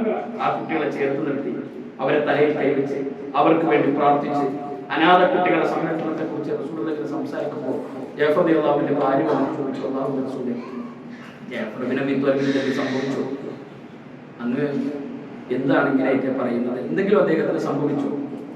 നബി സല്ലല്ലാഹു അലൈഹി വസല്ലം ആ യുദ്ധക്കളത്തിലേക്ക് കൈകൾ ചൂണ്ടിക്കൊണ്ട് പറഞ്ഞു, ആ യുദ്ധക്കളത്തിൽ സ്വർണത്തിന്റെ ചിറകുകളുമായി സ്വർഗത്തിൽ പറന്നു നടക്കുന്ന ജാഫർ ബിൻ അബീ ത്വാലിബ് എന്ന് അല്ലാഹുവിന്റെ റസൂലാണ്. നമ്മൾ പ്രാർത്ഥിക്കുന്നത് സ്വർണത്തിന്റെ ചിറകുകളുമായി സ്വർഗത്തിൽ പറന്നു നടക്കുന്ന ജാഫർ ബിൻ അബീ ത്വാലിബിന്റെ കൂടെ സ്വർഗത്തിൽ പോകാനാണ്. അതിനനുസരിച്ച് എന്താണ് നമ്മുടെ കൈകളിൽ ഉള്ളത് എന്നതിനെ കുറിച്ച് ആത്മപരിശോധന നിർവഹിക്കേണ്ടവരാണ്. ഒരു ദിവസം 24 മണിക്കൂറുണ്ട്. ഒരാഴ്ചയിൽ എത്ര മണിക്കൂറുണ്ടെന്നറിയാം? 168 മണിക്കൂറാണ് ഒരാഴ്ചയിൽ. 1 മണിക്കൂർ ഖുർആനുമായി ഒരു ബന്ധമുണ്ടാക്കാൻ സമയം കണ്ടെത്തുന്ന എത്ര ആളുകൾ നമ്മുടെ കൂട്ടത്തിലുണ്ടാവും? എന്നിട്ട് നമ്മൾ പ്രാർത്ഥിക്കും, ഈ ജാഫർ ബിൻ അബീ ത്വാലിബ് പോയ സ്വർഗത്തിലേക്ക് നമ്മൾ പോകണം. 1 മണിക്കൂർ പോലും ഖുർആനുമായി ഒരു ആത്മബന്ധം ഉണ്ടാക്കാൻ സാധിക്കാത്ത മനുഷ്യർക്ക്, ആരാധനകളുമായി ഒരു ബന്ധമുണ്ടാക്കാൻ കഴിയാത്ത മനുഷ്യർക്ക് ലാ ഇലാഹ ഇല്ലല്ലാഹ് എന്ന ഈ കലിമത്ത് തൗഹീദിന്റെ പ്രബോധന രംഗത്ത് എന്തെങ്കിലും ഒരു പ്രവർത്തനം നിർവഹിക്കാൻ കഴിയാത്ത മനുഷ്യർക്ക് എങ്ങനെയാണ് അള്ളാഹുവിന്റെ സ്വർഗത്തിലേക്ക് നമുക്ക് പ്രവേശിക്കാൻ കഴിയും എന്ന് പറയാൻ കഴിയില്ല. വിശുദ്ധ ഖുർആനിലെ 2-ാം അധ്യായം സൂറത്തുൽ ബഖറയിലെ 214-ാമത്തെ വചനമുണ്ട്. അം ഹസിബ്തും അൻ തദ്ഖുലുൽ ജന്ന. എപ്പോഴാ പ്രവാചകൻ ഈ ആയത്ത് അവതരിക്കുന്നത്? കഅബാലയത്തിന്റെ തണലിൽ അല്ലാഹുവിന്റെ റസൂൽ ഇരിക്കുമ്പോൾ സുൽത്താന്റെ അടുക്കലേക്ക് സ്വഹാബികൾ ഓടി വരികയാണ്. പ്രവാചകരെ, അങ്ങ് ഞങ്ങളെ കാണുന്നില്ലേ? മക്കയിൽ വഴി നടക്കാൻ സ്വാതന്ത്ര്യമില്ലാത്ത, പുറത്തിറങ്ങാൻ അവകാശം നിഷേധിക്കപ്പെട്ട് ഞങ്ങളുടെ നേരെ ഇതാ ഈ ഒട്ടകത്തിന്റെ കുടൽമാലകളും കല്ലുകളും എറിഞ്ഞ് ഞങ്ങൾക്ക് പുറത്തിറങ്ങാൻ പോലും ഞങ്ങൾ അനുവദിക്കാതെ ഞങ്ങൾ പീഡിപ്പിക്കപ്പെടുന്നത് കാണുന്നില്ല. ഇതാ ഞങ്ങളുടെ ശരീരത്തിൽ ഇരുമ്പിന്റെ ചീർപ്പുകൾ കൊണ്ടവർ മാന്തി പൊളിക്കുന്നു, കല്ലുകൾ എറിഞ്ഞ് ഞങ്ങളെ ഇതാ ഈ മണ്ണിൽ അവർ കൊന്നുതള്ളുന്നു. പ്രവാചകരെ, ഞങ്ങൾക്ക് വേണ്ടി അങ്ങ് ഒന്ന് പഠിച്ചോണ്ട് പ്രാർത്ഥിക്കണം, ഞങ്ങൾക്ക് വേണ്ടി അങ്ങ് അല്ലാഹുവിനോട് സഹായം ചോദിക്കുന്നില്ലേ? നബി സല്ലല്ലാഹു അലൈഹി വസല്ലമ അവരുടെ നേരെ നോക്കി ഓടിക്കൊടുക്കുന്ന ആയത്താണ് ഹസിബ്തും അൻ തദ്ഖുലുൽ ജന്ന വലമ്മാ യഅതികും മസലുൽ ലദീന ഖലൂ മിൻ ഖബ്ലികും മസ്സത്തുഹുൽ ബഗ്സാ വദറ. അം ഹസിബ്തും അൻ തദ്ഖുലുൽ ജന്ന. നിങ്ങൾ എന്താ വിചാരിച്ചത്? ഇസ്തിരി ചെയ്യാത്ത കുപ്പായം ധരിച്ച് വാങ്ങാൻ കഴിയുന്ന ഒന്നാണ് സ്വർഗ്ഗമെന്ന് വിചാരിച്ചുകൊണ്ടാണോ നിങ്ങൾ നടക്കുന്നത്? അങ്ങനെ ഒന്നും നിങ്ങൾ വിചാരിക്കേണ്ടതില്ല. മുൻഗാമികളായ പ്രവാചകന്മാരും മുൻഗാമികളായ മഹാമനീഷികളും ആളിക്കത്തുന്ന അഗ്നികുണ്ഡങ്ങൾ ജീവനോടെ കത്തിയെരിയുന്ന മനുഷ്യരുടെ ചരിത്രങ്ങൾ ആവർത്തിക്കപ്പെടാതെ എങ്ങനെയാണ് നിങ്ങൾ ധൃതി കാണിച്ച് നിങ്ങൾ ആ സ്വർഗമാകാമെന്ന് വിചാരിക്കുന്നവരാണ്? എളുപ്പത്തിൽ ഒരു പെട്ടെന്ന് എല്ലാ ആളുകൾക്ക് എളുപ്പ വഴി നോക്കി നടക്കുന്ന ഒരു കാലമാണ്. എളുപ്പ വഴി നോക്കി നടക്കുന്ന കാലം. എങ്ങനെ എളുപ്പത്തിൽ ഓരോ കാര്യങ്ങളും ചെയ്യാം, അങ്ങനെ നേടാൻ കഴിയുന്ന കുറുക്കു വഴികളൊന്നുമില്ല നിങ്ങൾ നിങ്ങളുടെ ജീവിതം നൽകിയിട്ടല്ലാതെ എന്ന് റസൂൽ അവരോട് പറയുന്നത്. നമ്മളോട് അല്ലാഹുവിന്റെ പ്രവാചകൻ ജീവിതം നൽകാനൊന്നും അല്ലല്ലോ, ആരാധനകളിൽ പ്രവാചകൻ സല്ലല്ലാഹു അലൈഹി വസല്ലമയുടെ ആ നിലപാടുകളിൽ, പ്രബോധന പ്രവർത്തനങ്ങളിൽ ഒക്കെ നമുക്ക് മുന്നോട്ട് പോകാൻ കഴിയട്ടെ. ദഅവത്ത് അത് എല്ലാവരുടെയും ബാധ്യത. നമ്മളൊരു ഏതെങ്കിലും ഒരാളുടെ കുറച്ച് ഇസ്ലാഹി സെന്ററിന്റെ ഭാരവാഹികൾ, പള്ളി കമ്മിറ്റി ഭാരവാഹികൾ, അല്ലെങ്കിൽ നാട്ടിലെ സംഘടനകൾ, ഇവരുടെ നിങ്ങളൊന്ന് ആലോചിച്ച് നോക്കി. നിങ്ങൾ ചരിത്രത്തിൽ എപ്പോഴെങ്കിലും മദീനയിൽ നിന്ന് മക്കയിൽ പ്രവാചകൻ ഹജ്ജത്തുൽ വദാഇലെ അവസാനത്തെ ഹജ്ജ് കർമ്മം നിർവഹിക്കാൻ പോലും എത്ര സ്വഹാബികളുണ്ട് എന്ന് ആലോചിച്ചു. 1,00,000-ഓളം സ്വഹാബികൾ ഉണ്ടായിരുന്നു പ്രവാചകന്റെ അവസാനത്തെ ഹജ്ജ് കർമ്മത്തിൽ. ആ ഹജ്ജ് കഴിഞ്ഞ് എത്ര നാൾ റസൂലുള്ളാഹി സ്വല്ലല്ലാഹു അലൈഹി വസല്ലം ജീവിച്ചു? വളരെ ചുരുങ്ങിയ നാളെ പിന്നീട് ഉണ്ടായത്. മദീനയിൽ മക്കയിൽ നമ്മൾ ഉംറയ്ക്ക് പോകുമ്പോൾ മക്കയിൽ സന്ദർശിക്കാറുണ്ട്. മക്കയിൽ എത്ര സ്വഹാബത്തിന്റെ ഖബറുണ്ട്? 10,000-ന്റെ അടുത്ത് സ്വഹാബികളുടെ ഖബർ മക്കയിലുള്ളത്. ബാക്കി 90,000 വരുന്ന സ്വഹാബികൾ എവിടെയാണ്? അവരെവിടെയാണ് മരണപ്പെട്ടത്? അവരെവിടെയാണ് മരിച്ചു വീണത്? അതിന് ഉത്തരം എന്താ? അതിന് ഉത്തരം നമ്മുടെ ജീവിതത്തിൽ ഏറ്റവും വലിയ ബാധ്യതകളിൽ ഒന്നാണ് നമ്മുടെ നിസ്കാരം പോലെ, നോമ്പ് പോലെ, സക്കാത്ത് പോലെ, ആരാധനകൾ പോലെ ഒരിക്കലും മാറ്റിവെക്കാൻ കഴിയാത്ത നിർബന്ധമായ ബാധ്യതകളിൽ ഒന്നാണ് ഈ ലാ ഇലാഹ ഇല്ലല്ലാഹ് എന്ന ആശയത്തിന്റെ പ്രബോധന പ്രവർത്തനങ്ങളിൽ പങ്കാളികളാകുക എന്നത്. പ്രവാചകന്റെ അവസാനത്തെ പ്രസംഗത്തിൽ ഒരു വസിയത്ത് കൊടുക്കുന്നുണ്ട്. നിങ്ങളുടെ ഹാജറുള്ള ആളുകൾ ഹാജറില്ലാത്തവർക്ക് എത്തിച്ചു കൊടുക്കണം. അവിടെ നിന്ന് പോയ പോക്കാണ് സ്വഹാബത്ത്. അവർ താഴ്വാരങ്ങളും ഭൂഖണ്ഡങ്ങളും മലമ്പാതകളും സമുദ്രങ്ങളും എല്ലാം മറികടന്നു. ശരിക്ക് നിങ്ങളുടെ മനസ്സിൽ നിങ്ങൾക്ക് ആലോചിക്കാൻ കഴിയും. നിങ്ങളൊന്ന് ആലോചിച്ച് നോക്കൂ. കേരളത്തിൽ കൊടുങ്ങല്ലൂര് പ്രവാചകന്റെ കാലഘട്ടത്തിൽ സ്വഹാബത്ത് വന്നു. ഈ ആവിക്കപ്പൽ, മച്ചടിയന്ത്രവും വിമാനങ്ങളും സംവിധാനങ്ങളും കണ്ടുപിടിക്കപ്പെടാത്ത കാലത്ത് എങ്ങനെ അവർ യാത്ര ചെയ്തിട്ടുണ്ടാകും എന്ന് നിങ്ങളൊന്ന് ആലോചിച്ച് നോക്കുക. അവരെ ആ യാത്രയെ പ്രേരിപ്പിച്ച ഘടകം എന്താകും എന്നൊന്ന് ആലോചിച്ച് നോക്കുക. നമ്മുടെ ഫോണിൽ നിന്ന് ഇന്നൊരു ഖുർആൻ ക്ലാസ് ഉണ്ട്, നീ വരണം എന്ന് നമ്മുടെ സുഹൃത്തിന് മെസ്സേജ് അയക്കാൻ കഴിയാത്ത നമുക്ക് എങ്ങനെയാണ് അള്ളാഹുവിന്റെ ആ പ്രവാചകന്റെ സ്വഹാബത്ത് പോയ സ്വർഗത്തിൽ പോകണം എന്ന് പറയാൻ കഴിയും? പണി എന്താ? ഫോൺ എടുക്കുക, വാട്സപ്പ് എടുക്കുക, എന്നൊരു ഖുർആൻ ക്ലാസ് ഉണ്ട്, അത് ഇവിടെ നിന്ന് പങ്കെടുക്കുന്ന സമയം ഉണ്ടെങ്കിൽ എന്നൊരു മെസ്സേജ് അയക്കാൻ നമുക്ക് എന്തെങ്കിലും ഒരു മുടക്കണം, എന്തെങ്കിലും ഒരു അധ്വാനം, എന്തെങ്കിലും ഒരു തടസ്സം. എല്ലാ നമ്മുടെ സ്റ്റാറ്റസ്, കുട്ടികളെ കൈപിടിക്കുന്നത്, കുട്ടികളെ ചെയ്യുന്നത്, കുട്ടികൾ നമ്മൾ നടക്കുന്നത്, ഇന്ന് ആ സ്റ്റാറ്റസുകളുടെ റീൽസുകൾക്കൊക്കെ കാലാണ്. ഒരു ഖുർആനായിട്ട് ഒരു ഖുർആൻ ക്ലാസ് ഇസ്രായേൽ സെന്ററിൽ വെള്ളിയാഴ്ച വൈകുന്നേരം QHLS-ന്റെ ക്ലാസ് നടക്കുന്നുണ്ട്. ആ ക്ലാസ്സിന്റെ ഒരു പോസ്റ്റർ ഗ്രൂപ്പിലൊക്കെ വന്നിട്ട് ഒന്നെടുത്ത് നമുക്കൊന്ന് സ്റ്റാറ്റസ് ഇടാൻ നമ്മൾ ആർക്കെങ്കിലും പൈസ കൊടുക്കും, ആരെങ്കിലും നമ്മളോട് എന്തെങ്കിലും ചോദിക്കുന്നുണ്ട്. ദഅവത്തിന്റെ ഒരു പ്രബോധന ഒരു പങ്കാളികളാകാൻ നമുക്ക് കിട്ടുന്ന ഒരു അവസരമാണ്. ഒരു ചെറിയ നിസാരമായ അവസരങ്ങളെ പോലും നഷ്ടപ്പെടുത്തുന്ന മനുഷ്യരായി ഒരിക്കലും നമ്മൾ മാറാൻ പാടില്ല. ആ സ്വഹാബത്ത് യാത്ര പുറപ്പെട്ട എങ്ങനെയായിരിക്കും അവരാ യാത്ര പുറപ്പെട്ടിട്ടുണ്ടാകുക, അവരെങ്ങനെയാണ് ആ നാടുകളിലേക്ക് എത്തിച്ചേർന്നിട്ടുണ്ടാകുക, ആ നാടുകളിൽ ആ സ്വഹാബത്ത് മരിച്ചു വീഴ്ച ഈ ആളുകൾ ഈ സന്ദേശം എത്തിച്ച് യാത്ര ചെയ്ത മനുഷ്യരാണ്. അങ്ങനെ ഇസ്ലാം വ്യാപിച്ചത് ലോകത്തിന്റെ എത്ര രാജ്യങ്ങളിൽ എത്ര പ്രദേശങ്ങളിൽ നിങ്ങൾ ഇസ്ലാമിന്റെ വ്യാപനത്തിന്റെ ചരിത്രം പരിശോധിച്ചു നോക്കിക്കോളൂ. സ്വഹാബികൾ കടന്നു ചെല്ലാത്ത പ്രദേശങ്ങളുണ്ട്, ഭൂഖണ്ഡങ്ങളുണ്ട്. പ്രവാചകന്റെ സ്വഹാബത്ത് കടന്നു ചെല്ലാത്ത ഭൂഖണ്ഡങ്ങളുണ്ടോ? ഇവിടെ ആഫ്രിക്കൻ രാജ്യങ്ങളിൽ കടന്നുപോയ സ്വഹാബത്തിന്, ഏഷ്യൻ രാജ്യങ്ങളിൽ കടന്നു വന്ന സ്വഹാബികൾ, യൂറോപ്യൻ രാജ്യങ്ങളിൽ കടന്നുപോയ സ്വഹാബത്തിന് എന്ന് 2025-24 അല്ല, എമിറേറ്റ്സോ ഗൾഫെയറോ ഒക്കെ കണ്ടുപിടിക്കപ്പെടുന്നതിനൊക്കെ നൂറ്റാണ്ടുകൾക്ക് മുമ്പ് 14 നൂറ്റാണ്ടുകൾക്ക് അപ്പുറം യൂറോപ്യൻ രാജ്യങ്ങൾ താണ്ടിക്കടന്ന സ്വഹാബത്തിന്റെ ചരിത്രത്തെ എങ്ങനെയാണ് നിങ്ങൾക്ക് വായിച്ചെടുക്കാൻ കഴിയുന്നത്? അവരെ പ്രേരിപ്പിച്ച ഘടകം എന്താണ്? അള്ളാഹുവിന്റെ സ്വർഗം എന്ന വലിയ പ്രതീക്ഷയാണ്. ഒന്നും ലാഭം അവർക്കൊന്നും കിട്ടിയിട്ടൊന്നുമില്ല. എന്തെങ്കിലും ദുനിയാവിൽ എന്തെങ്കിലും ലാഭം കിട്ടിയിട്ടാണോ ഈ പണിക്ക് അവരിറങ്ങിയത്? ഒരു ചെറുപ്പക്കാരുണ്ട്, പ്രവാചകൻ ഒരു എത്ര കൊല്ലം നമ്മൾ ജീവിക്കുക, നമ്മളൊക്കെ മുസ്ലിമായിട്ട് എത്ര കൊല്ലായി ജനിച്ചു വീണതേ, മുസ്ലിമായി ജനിച്ചു വീണത്. നമ്മുടെ ബാപ്പ മുസ്ലിമാണ്, ഉമ്മ മുസ്ലിമാണ്. ഇല്ല, നിങ്ങൾക്ക് ഞാൻ ചെറുപ്പക്കാരൻ പരിചയപ്പെടുത്തില്ല. സ്വർഗാവകാശിയാണ്. 30-ാമത്തെ വയസ്സിലാണ് ഇസ്ലാം സ്വീകരിക്കുന്നത്. പേര് സഅദ് ബിൻ മുആദ്. 30-ാമത്തെ വയസ്സിൽ ഇസ്ലാം സ്വീകരിക്കുന്ന ആളാണ്. വഫാത്താകാൻ പ്രായത്രയാണ് അദ്ദേഹം. 34-ാമത്തെ വയസ്സിൽ മരിക്കും. 5 കൊല്ലത്തിൽ താഴെയാണ് അദ്ദേഹം മുസ്ലിമായി ജീവിച്ചത്. അദ്ദേഹത്തിന്റെ ചരിത്രങ്ങൾ പരിശോധിച്ചു. 5 കൊല്ലത്തിൽ താഴെ അദ്ദേഹം വഫാത്താകുന്ന സമയത്ത് അദ്ദേഹത്തിന്റെ ചരിത്രം പ്രവാചകൻ സഅദ് ബിൻ മുആദ് റളിയല്ലാഹു അൻഹുവിനെ കുറിച്ച് പറയുന്ന ഒരു കാര്യം, നബി സല്ലല്ലാഹു അലൈഹി വസല്ലം ഒരിക്കലും നല്ല കുപ്പായം ധരിച്ചിട്ട് മദീനത്തെ പള്ളിയിലേക്ക് വരും. അപ്പൊ കുപ്പായം കാണുമ്പോൾ സ്വഹാബികൾ പറയും, എന്ത് ഭംഗിയാണ് റസൂലേ, നല്ല രസം, നിങ്ങളുടെ കുപ്പായം കാണാൻ നല്ല ഭംഗിയാണ്, ഇന്നത്തെ നിങ്ങളുടെ കുപ്പായം നല്ല രസമുണ്ട്. അപ്പൊ റസൂലുള്ളാഹി സ്വല്ലല്ലാഹു അലൈഹി വസല്ലം ആ സ്വഹാബികളോട് പറയും, സഅദ് ഇബ്നു മുആദിന് സ്വർഗ്ഗത്തിൽ കിട്ടുന്ന തൂവാല ഇതിനേക്കാൾ മനോഹരമാണ്, ഇതിനേക്കാൾ മനോഹരമാണ് സഅദ് ഇബ്നു മുആദിന് സ്വർഗ്ഗത്തിൽ കിട്ടുന്ന തൂവാല എന്നുള്ളത് സഅദ് ഇബ്നു മുആദിനെ കുറിച്ച് പറയും. എത്ര കൊല്ലം മുസ്ലിമായി ജീവിച്ചത്? അദ്ദേഹത്തിന്റെ മയ്യത്ത് നമസ്കാരം, മയ്യത്ത് കുളിപ്പിക്കുന്നത് റസൂലുള്ളാഹിന്റെ നേതൃത്വത്തിലാണ്. അദ്ദേഹത്തിന്റെ കഫൻ കുടവയുന്നത് പ്രവാചകന്റെ നേതൃത്വത്തിലാണ്. അദ്ദേഹത്തിന്റെ ജനാസ നമസ്കരിക്കുന്നത് റസൂലുള്ളാഹിന്റെ നേതൃത്വത്തിലാണ്. അദ്ദേഹത്തിന്റെ മയ്യത്തുമായിട്ട് ബഖയിലേക്ക് പ്രവാചകൻ സ്വഹാബത്ത് യാത്ര ചെയ്യും. ഖബർ കുഴിച്ച് കഴിഞ്ഞിട്ട് മയ്യത്ത് എടുത്തു വെച്ചിട്ട് ആ മയ്യത്തിന്റെ സമീപത്ത് റസൂൽ ധരിക്കും. എന്നിട്ട് നബി സല്ലല്ലാഹു അലൈഹി വസല്ലം കയ്യിലൊരു വടിയുണ്ട്, അതിങ്ങനെ കുത്തും. വേഗത്തിൽ ഇങ്ങനെ കുത്തുമ്പോൾ പ്രവാചകന്റെ കണ്ണിങ്ങനെ നിറഞ്ഞ് കണ്ണുനീർ ഇങ്ങനെ ഒഴുകി. അപ്പൊ നബി സല്ലല്ലാഹു അലൈഹി വസല്ലം സ്വഹാബത്ത് ചോദിച്ചു, അല്ലാഹുവിന്റെ റസൂലേ, നിങ്ങൾ സഅദ് ഇബ്നു മുആദിന്റെ മരണ വാർത്ത കേട്ടപ്പോൾ, അദ്ദേഹത്തിന്റെ മയ്യത്ത് കുളിപ്പിച്ചപ്പോൾ, അദ്ദേഹത്തിന്റെ ജനാസ നമസ്കരിച്ചപ്പോൾ ഒന്നും കരയാത്ത അങ്ങയുടെ കണ്ണ് എന്തുകൊണ്ടാണ് ഇപ്പൊ നിറയാനുള്ള കാരണം? നബി സല്ലല്ലാഹു അലൈഹി വസല്ലം സഅദ് ഇബ്നു മുആദിനെ കുറിച്ച് പറയും, 70,000 മലക്കുകൾ അദ്ദേഹത്തിന്റെ മരണസമയത്ത് ഭൂമിയിലേക്ക് ഇറങ്ങി വന്നു. 70,000 മലക്കുകൾ ഒരാളുടെ മരണസമയത്ത് ഭൂമിയിലേക്ക് ഇറങ്ങി വന്നു എന്ന് അല്ലാഹുവിന്റെ റസൂൽ പറഞ്ഞത് 5 കൊല്ലം തികച്ച് മുസ്ലിമായി ജീവിക്കാത്ത സഅദ് ഇബ്നു മുആദിനെ കുറിച്ചാണ്. അദ്ദേഹത്തിന്റെ ആത്മാവിന് ആകാശലോകത്തേക്കുള്ള ഹദീസിലുണ്ട്, ആകാശലോകത്തേക്കുള്ള മലക്കുകൾ മത്സരിക്കുകയായിരുന്നതാണ്.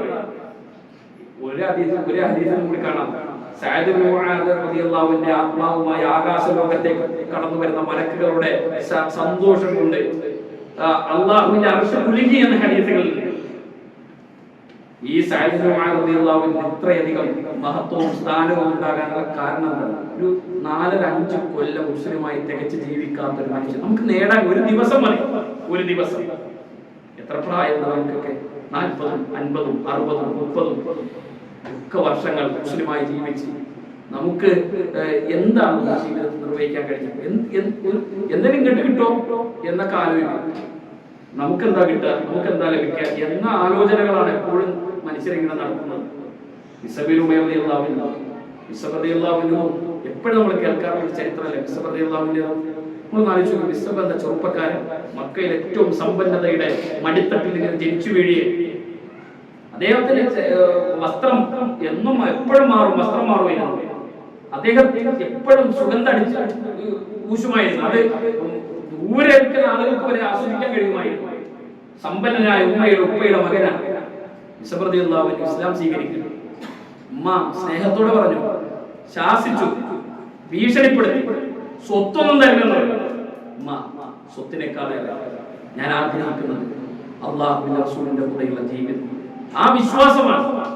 പിന്നെ തടയും പറഞ്ഞു, നിനക്ക് ഈ മക്ക നിന്നെ ആട്ടി ഓടിക്കും, ഈ മക്കയിലെ മനുഷ്യർ നിന്നെ തള്ളിപ്പറയും, എന്റെ സമ്പത്തൊന്നും ഞാൻ നിനക്ക് തരില്ല.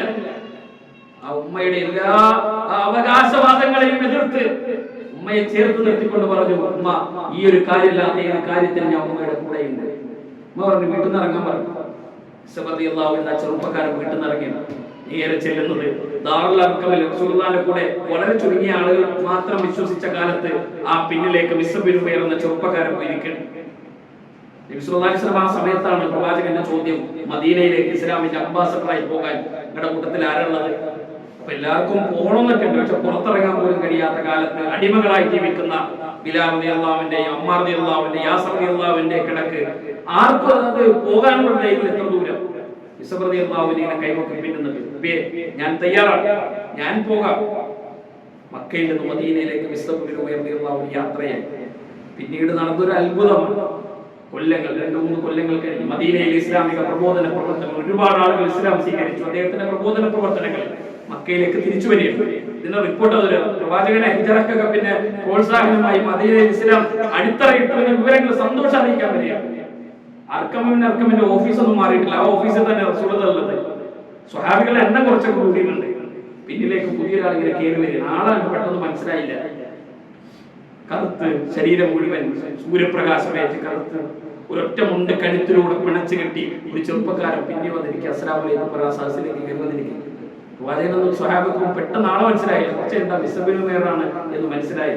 മണിക്കൂറുകൾ വെച്ച് വസ്ത്രം മാറിയ ചെറുപ്പക്കാരൻ ഒരൊറ്റ മുണ്ട് കഴുത്തിലൂടെ പിണച്ചു കെട്ടി ആ പിന്നിലേക്ക് ഇങ്ങനെ വന്നിരിക്കുക. പ്രവാചകനെ അങ്ങേ മദീനത്തേക്ക് കൊണ്ടുപോകാനുള്ള അവസരങ്ങൾ ഒരുക്കി. മദീനയിൽ പ്രവാചകനെത്തി. യുദ്ധത്തിൽ മിസ്അബ് ബിൻ ഉമൈർ റളിയല്ലാഹു ഷഹീദാകും. ഷഹീദായ മിസ്അബ് ബിൻ ഉമൈർ റളിയല്ലാഹുവിന്റെ അടുത്തിരുന്നിട്ട് അല്ലാഹുവിന്റെ റസൂൽ പറയുന്ന ചില വാക്കുകൾ ഞാൻ പറയും. നീ എത്ര സുന്ദരനായി, നീ എത്ര മദീനയിൽ മക്കയിൽ നീ എത്ര സമ്പന്നനായി, നീ നടന്നു പോകുന്ന വഴികളിൽ എത്ര മനോഹരമായ ഓർമ്മകൾ ഉണ്ടായിരുന്നു, നീ എത്ര സൗന്ദര്യമുള്ളവനായിരുന്നു. കണ്ണുകളൊക്കെ കുഴിഞ്ഞ് അദ്ദേഹത്തിന്റെ ശരീരമൊക്കെ ക്ഷീണിച്ച് അവസാനം ഒരു കഫം പുടവയില്ല, ഒറ്റ മുണ്ടിങ്ങനെ ആ കഫം പുടവ പൊസിച്ചപ്പോ കാല് പുറത്താണ്. അവിടെ കുറച്ച് പുല്ലെടുത്ത് വെച്ച ആ കഫം പുടവ പ്രവാചകൻ സഹിക്കാൻ പറ്റാതെ തിരിച്ചു പോയത്. അപ്പോഴാണ് സ്വഹാബത്തുമായിട്ട് പറയുന്നത്, പ്രവാചകൻ പ്രശ്നമുണ്ട്, തല മറക്കുമ്പോൾ കാല് പുറത്താകണം, കാല് മറക്കുമ്പോൾ തല പുറത്താകണം. അതിനെ നാം പുല്ല് വെച്ച് അദ്ദേഹത്തെ കഫം പുടവ ചെയ്ത് ആ മറമാടി പ്രവാചകൻ സല്ലല്ലാഹു അലൈഹി വസല്ലം തിരിച്ചു പോയി.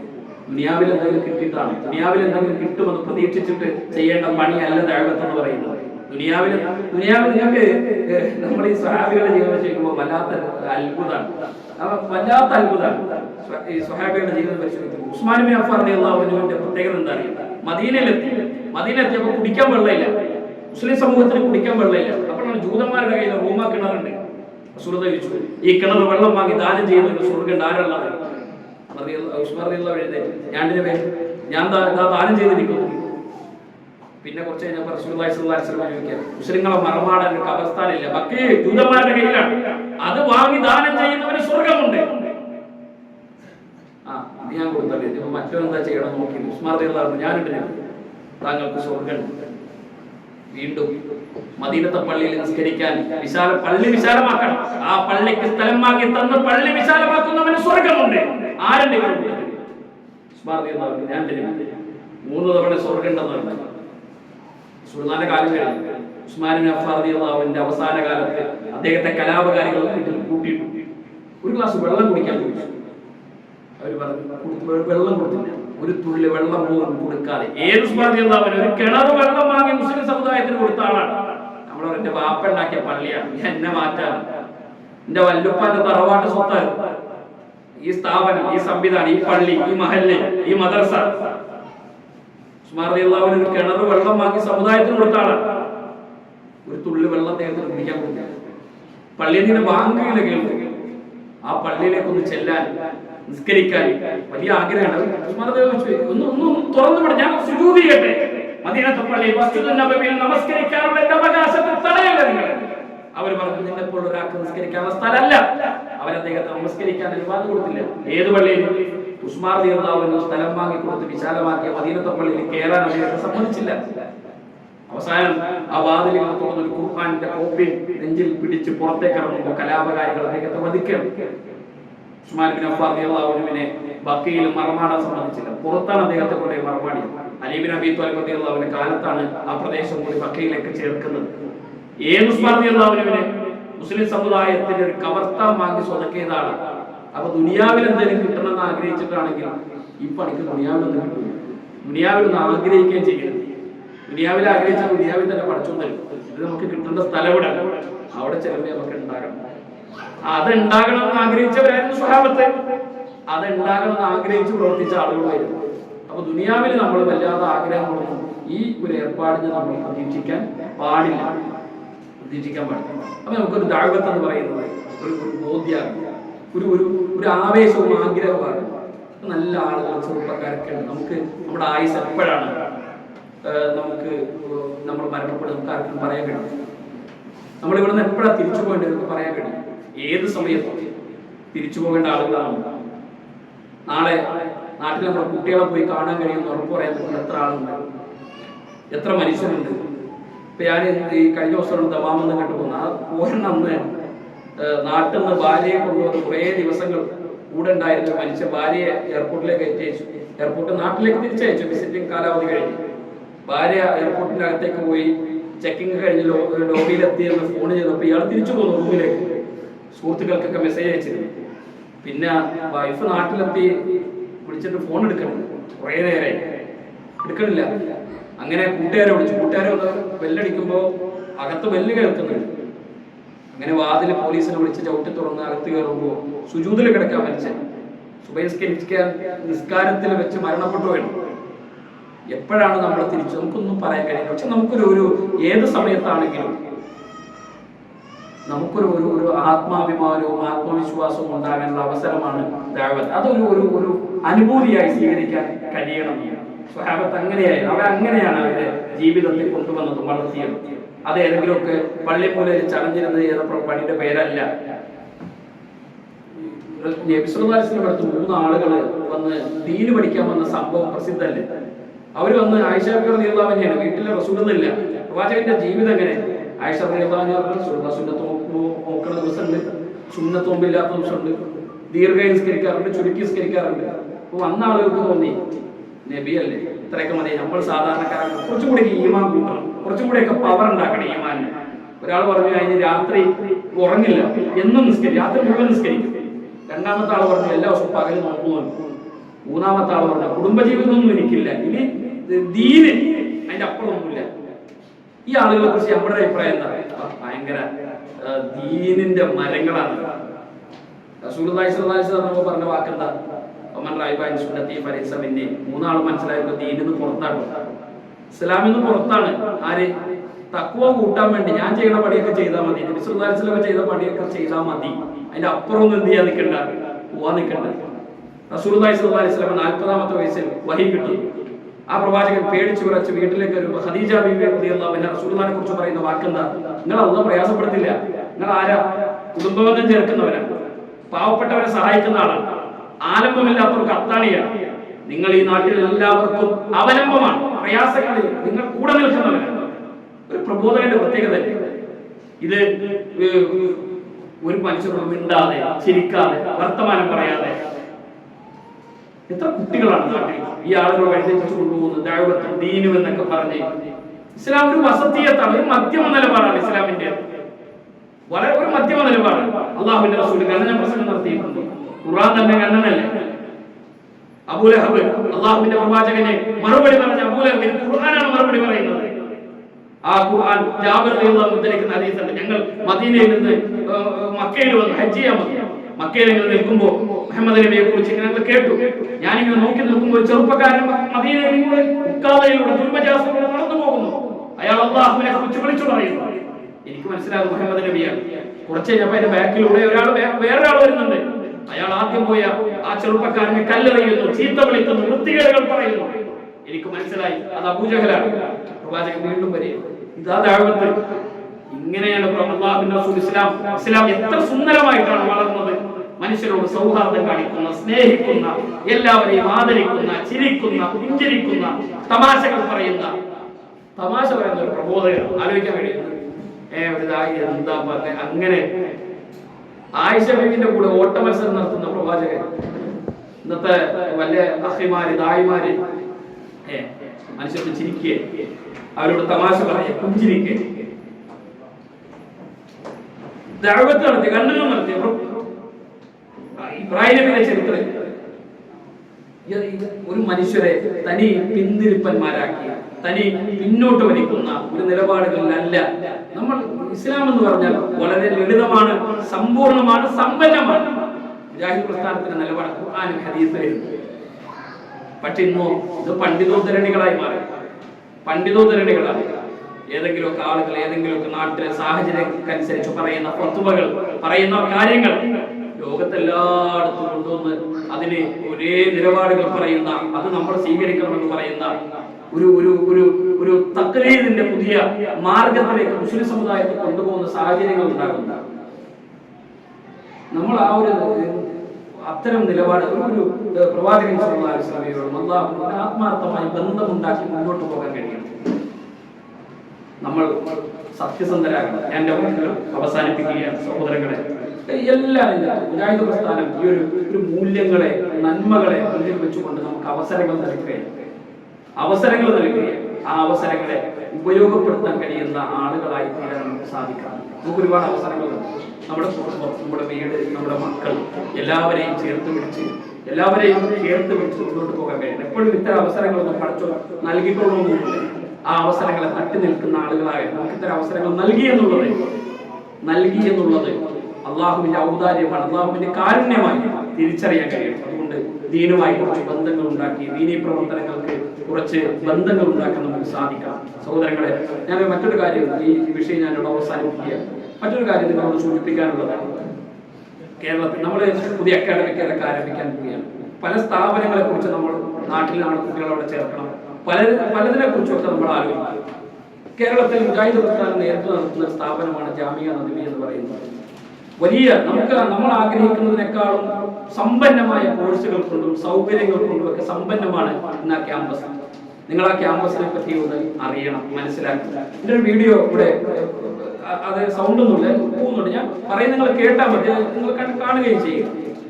നമ്മുടെ ക്യാമ്പസ് എന്ന് പറയുന്നത് ഇപ്പോ വിദ്യാഭ്യാസ സ്ഥാപനങ്ങളിൽ പല യുക്തിവാദികളുടെയും അതേപോലെ തന്നെ നിരീശ്വരവാദികളുടെയൊക്കെ കടന്നുകയറ്റങ്ങൾ കൊണ്ട് പ്രയാസങ്ങൾ അനുഭവിക്കുന്ന വിദ്യാഭ്യാസ സ്ഥാപനങ്ങളിൽ നമുക്ക് നമ്മുടെ നിലപാടുകൾക്കനുസരിച്ച് മുന്നോട്ട് പോകാൻ കുട്ടികളെ പഠിപ്പിക്കാൻ കഴിയുന്ന ഒരു സ്കൂള് ജാമിയ നദ്വിയ ക്യാമ്പസാണ്.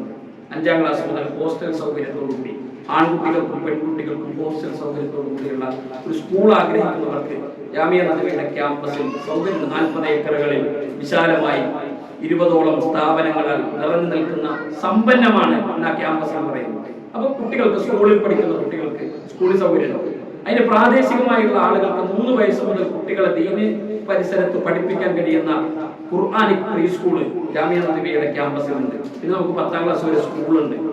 10ാം ക്ലാസ് അതേപോലെ തന്നെ 5ാം ക്ലാസ് സ്കൂളിൽ പഠിച്ചു കഴിയുന്ന കുട്ടികൾക്ക് സ്കൂളും ഖുർആനും ഒന്നിച്ചു കൊണ്ടുപോകാൻ കഴിയുന്ന ആൺകുട്ടികൾക്കുള്ള ഹിഫ്ദ് കോളേജ് ഉണ്ട്. അതിന് സമാനമായി പെൺകുട്ടികൾക്ക് സ്കൂളും ഖുർആനും ഹിഫ്ദും ഒന്നിച്ചു പഠിക്കാൻ കഴിയുന്ന പെൺകുട്ടികളുടെ തഹ്ഫീദുൽ ഖുർആൻ ജാമിയ നദ്വിയിലുണ്ട്. അങ്ങനെ ഇതൊക്കെ കഴിഞ്ഞ് 10ാം ക്ലാസ് കഴിഞ്ഞ ഒരാൾക്ക് എന്ത് ചെയ്യണം, നമ്മൾ പൊതുവെ ആലോചിക്കും 10ാം ക്ലാസ് കഴിഞ്ഞ് എന്താ ചെയ്യുക, നമുക്ക് ഒരു മതം പഠിപ്പിക്കാൻ സ്ഥാപനമുണ്ടോ? ജാമിയ നദ്വിയുടെ 2 അറബി കോളേജുകൾ, ആൺകുട്ടികൾക്ക് അറബി കോളേജ് ഉണ്ട്, പെൺകുട്ടികൾക്ക് അറബി കോളേജ് ഉണ്ട്. ഞാൻ അറബി കോളേജ് താല്പര്യമില്ലാത്ത കുട്ടികളുണ്ടോ? നിങ്ങൾക്ക് ജാമിയ നദ്വിയിൽ വിശാലമായ അവസരങ്ങളാണ്. ഹയർ സെക്കൻഡറി ഹ്യൂമാനിറ്റീസും കൊമേഴ്സും 2 ഹയർ സെക്കൻഡറി അറബി കോളേജുകളുണ്ട്. അതായത് കേരള സർക്കാരിന്റെ unaided humanities commerce batch science commerce +2 പഠിക്കുന്നതോടൊപ്പം ജാമിയ നദ്വിയുടെ പ്രീ ഫളീല ഡിഗ്രി കൂടി കരസ്ഥമാക്കാൻ കഴിയുന്ന ഹയർ സെക്കൻഡറി 1.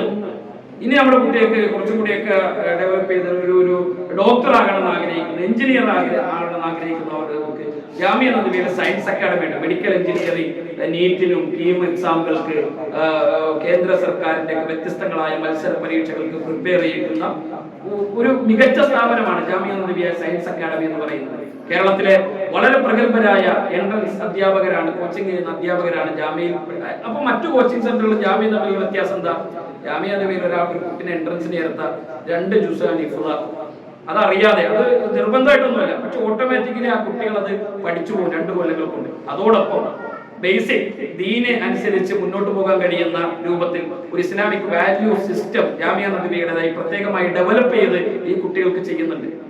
അപ്പോ തട്ടിടാൻ സമ്മതിക്കാത്ത, ജുമയ്ക്ക് പോകാൻ സമ്മതിക്കാത്ത, നിസ്കരിക്കാൻ സ്വാതന്ത്ര്യമില്ലാത്ത സ്ഥാപനങ്ങളിൽ നമ്മൾ കുട്ടികളെ കൊണ്ടാക്കിയിട്ട് നമുക്ക് സ്ഥാപനങ്ങളില്ലേ എന്നല്ല, നമുക്ക് നല്ല മികച്ച സ്ഥാപനങ്ങൾ, നല്ല റിസൾട്ടോട് കൂടിയ വളരെ മികച്ച സ്ഥാപനമാണ് ജാമിയ നദിയ സയൻസ് അക്കാദമി എന്ന് പറയുന്നത്. ഒരു കുട്ടിക്ക് കൊമേഴ്സ് ആണ് താല്പര്യം, ജാമിയ നദിയ കൊമേഴ്സ് അക്കാദമി ഉണ്ട്. CA CMA കോച്ചിങ്ങോട് കൂടി ജാമിയ നദിയ നൽകുന്ന ഏറ്റവും മികച്ച ഓഫറാണ് അവിടുത്തെ കൊമേഴ്സ് ബാച്ച് എന്ന് പറയുന്നത്. ഇനി പെൺകുട്ടികളെ മാത്രം സയൻസ് പഠിപ്പിക്കണം. ഞങ്ങൾക്ക് ഒരു മിക്സഡ് ക്ലാസ് ഉണ്ട്. പെൺകുട്ടികൾ ജാമിയ നദിയ എയ്ഡഡ് സ്കൂളുണ്ട്, പെൺകുട്ടികൾക്ക് മാത്രം സയൻസിനും ഹ്യൂമാനിറ്റീസിനും. ഇനി ഒരു ദീനും +2 കൂടി പെൺകുട്ടികൾക്ക് മികച്ച രൂപത്തിൽ കിട്ടണം. അതെവിടെ ഉള്ളത്? അതും ജാമിയ നദിയ ക്രിയേറ്റീവ് സ്കൂൾ എന്ന് പറഞ്ഞ് ഹ്യൂമാനിറ്റീസും കൊമേഴ്സും +2 ബാച്ച്. അതിന്റെ ഒപ്പം പെൺകുട്ടികൾക്ക് ആവശ്യമായ മതപരമായ വിദ്യാഭ്യാസം നൽകുന്ന, മതപരമായ ഒരു സിലബസ് അവരെ കൃത്യമായി പഠിപ്പിക്കുന്ന മതഭൗതിക സമന്വയ വിദ്യാഭ്യാസത്തിന്റെ ഏറ്റവും മികച്ച കേരളത്തിൽ സ്ഥാപനത്തിൽ നിങ്ങൾക്ക് ചിന്തിക്കാൻ കഴിയാത്ത വൈജ്ഞാനിക നന്മകൾ നൽകുന്ന സ്ഥാപനമായി ജാമിയ നദിയ ഉയർന്നു നിൽക്കുന്നു. ഇനി നമ്മൾ +2 കഴിഞ്ഞു, +2 കഴിഞ്ഞാൽ ഡിഗ്രിക്ക് നമുക്ക് ഇന്ത്യ എവിടെ ചേർക്കാം? ഡിഗ്രിക്ക് നല്ല സ്ഥാപനങ്ങളുണ്ടോ? ആർട്സ് കോളേജ് ഉണ്ടോ? ജാമിയ നദിയ ആർട്സ് കോളേജ് ഉണ്ട്. ജാമിയ നദിയ ആർട്സ് കോളേജിൽ ആൺകുട്ടികൾക്ക് ഇപ്രാവശ്യം നമ്മൾ തുടങ്ങിയ ഒരു പ്രത്യേക കോഴ്സാണ് school of integrated Islamic science, SIS എന്നാണ് അതിന്റെ ചുരുക്കപ്പേര്. അതിന്റെ പ്രത്യേകത എന്താ പറയുക? ആർട്സ് കോളേജിൽ നിങ്ങൾക്ക് ഏത് ഡിഗ്രി ചേരാം. BA ഇംഗ്ലീഷിനോ, BCom, BCA, BBA അടക്കമുള്ള ഏത് ആർട്സ് വിഷയങ്ങൾക്ക് നിങ്ങൾക്ക് ചേരാം. ഈ കുട്ടികൾ ഹോസ്റ്റൽ കമ്പൽസറി ആവും, അവർ ഹോസ്റ്റലിൽ നിർത്തും. ഹോസ്റ്റലിൽ നമ്മൾ അവർക്ക് 4 വർഷമല്ലേ ഇപ്പൊ ഡിഗ്രി. ജാമിയ നദിയുടെ ശരിയ അവർക്ക് വേണ്ടി പ്രത്യേകമായ സിലബസ് തയ്യാറാക്കി ഇത് ഇവർക്ക് ആഡ് ഓൺ ആയി നൽകുന്നുണ്ട്. 2 ഡിഗ്രികൾ ഒരേ സമയം 4 കൊല്ലം കൊണ്ട് നമ്മളൊരു BA ഇംഗ്ലീഷ് പാസ്സാകുന്നവൻ ജാമിയ നദിയിൽ നിന്ന് BA ഇംഗ്ലീഷ് പഠിച്ച് സ്വലാഹിയായി പുറത്തിറങ്ങും.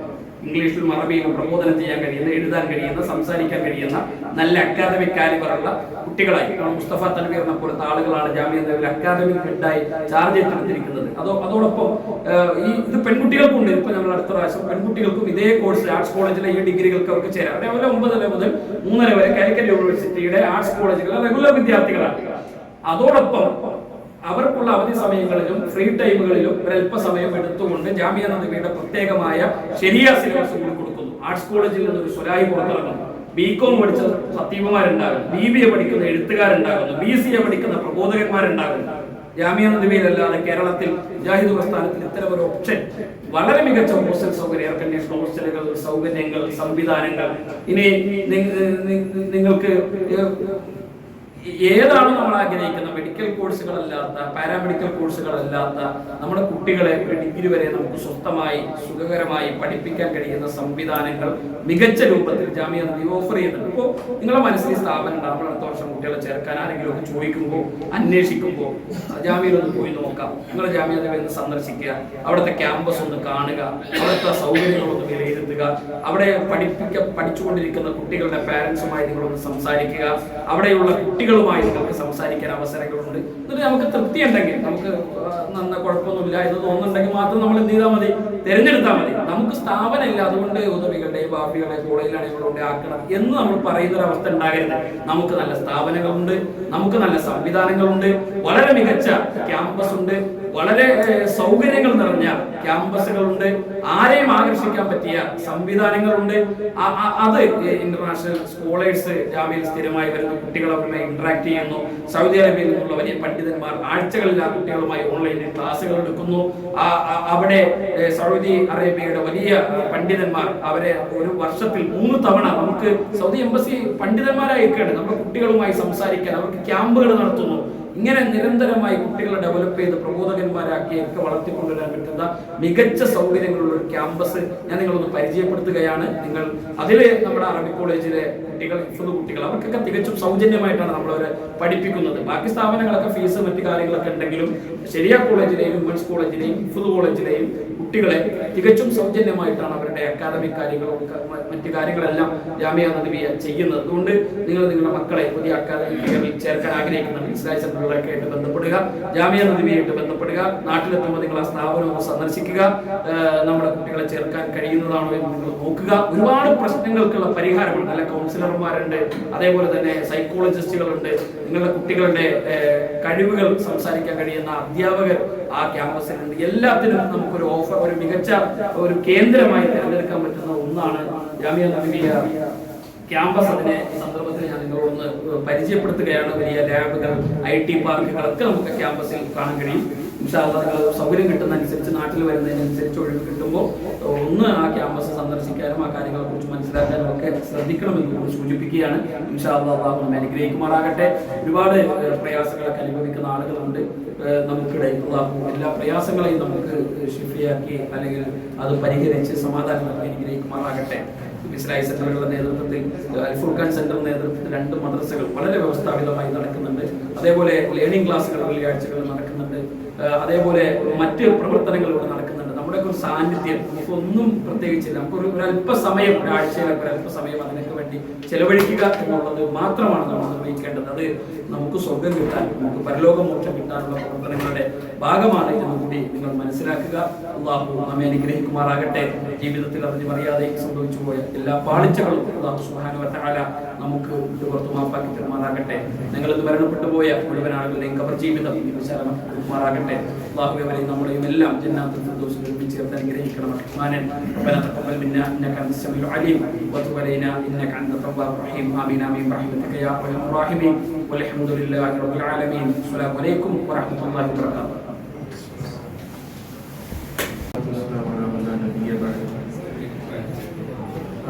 ഇവിടെ എത്തിച്ചേർന്ന പ്രിയപ്പെട്ട സഹോദരന്മാരും സഹോദരിമാരും, വളരെ ദീർഘമായ ഒരു പ്രഭാഷണം നമുക്ക് കിട്ടിയിട്ടുണ്ട്.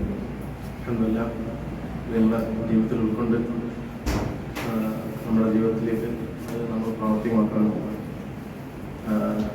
കൂടുതൽ സജീവമാകാൻ നമുക്കിത് ഒരു അവസരമാണ്. ഇൻഷാ അല്ലാഹ് ഇവിടെ എത്തിച്ചേർന്ന എല്ലാവർക്കും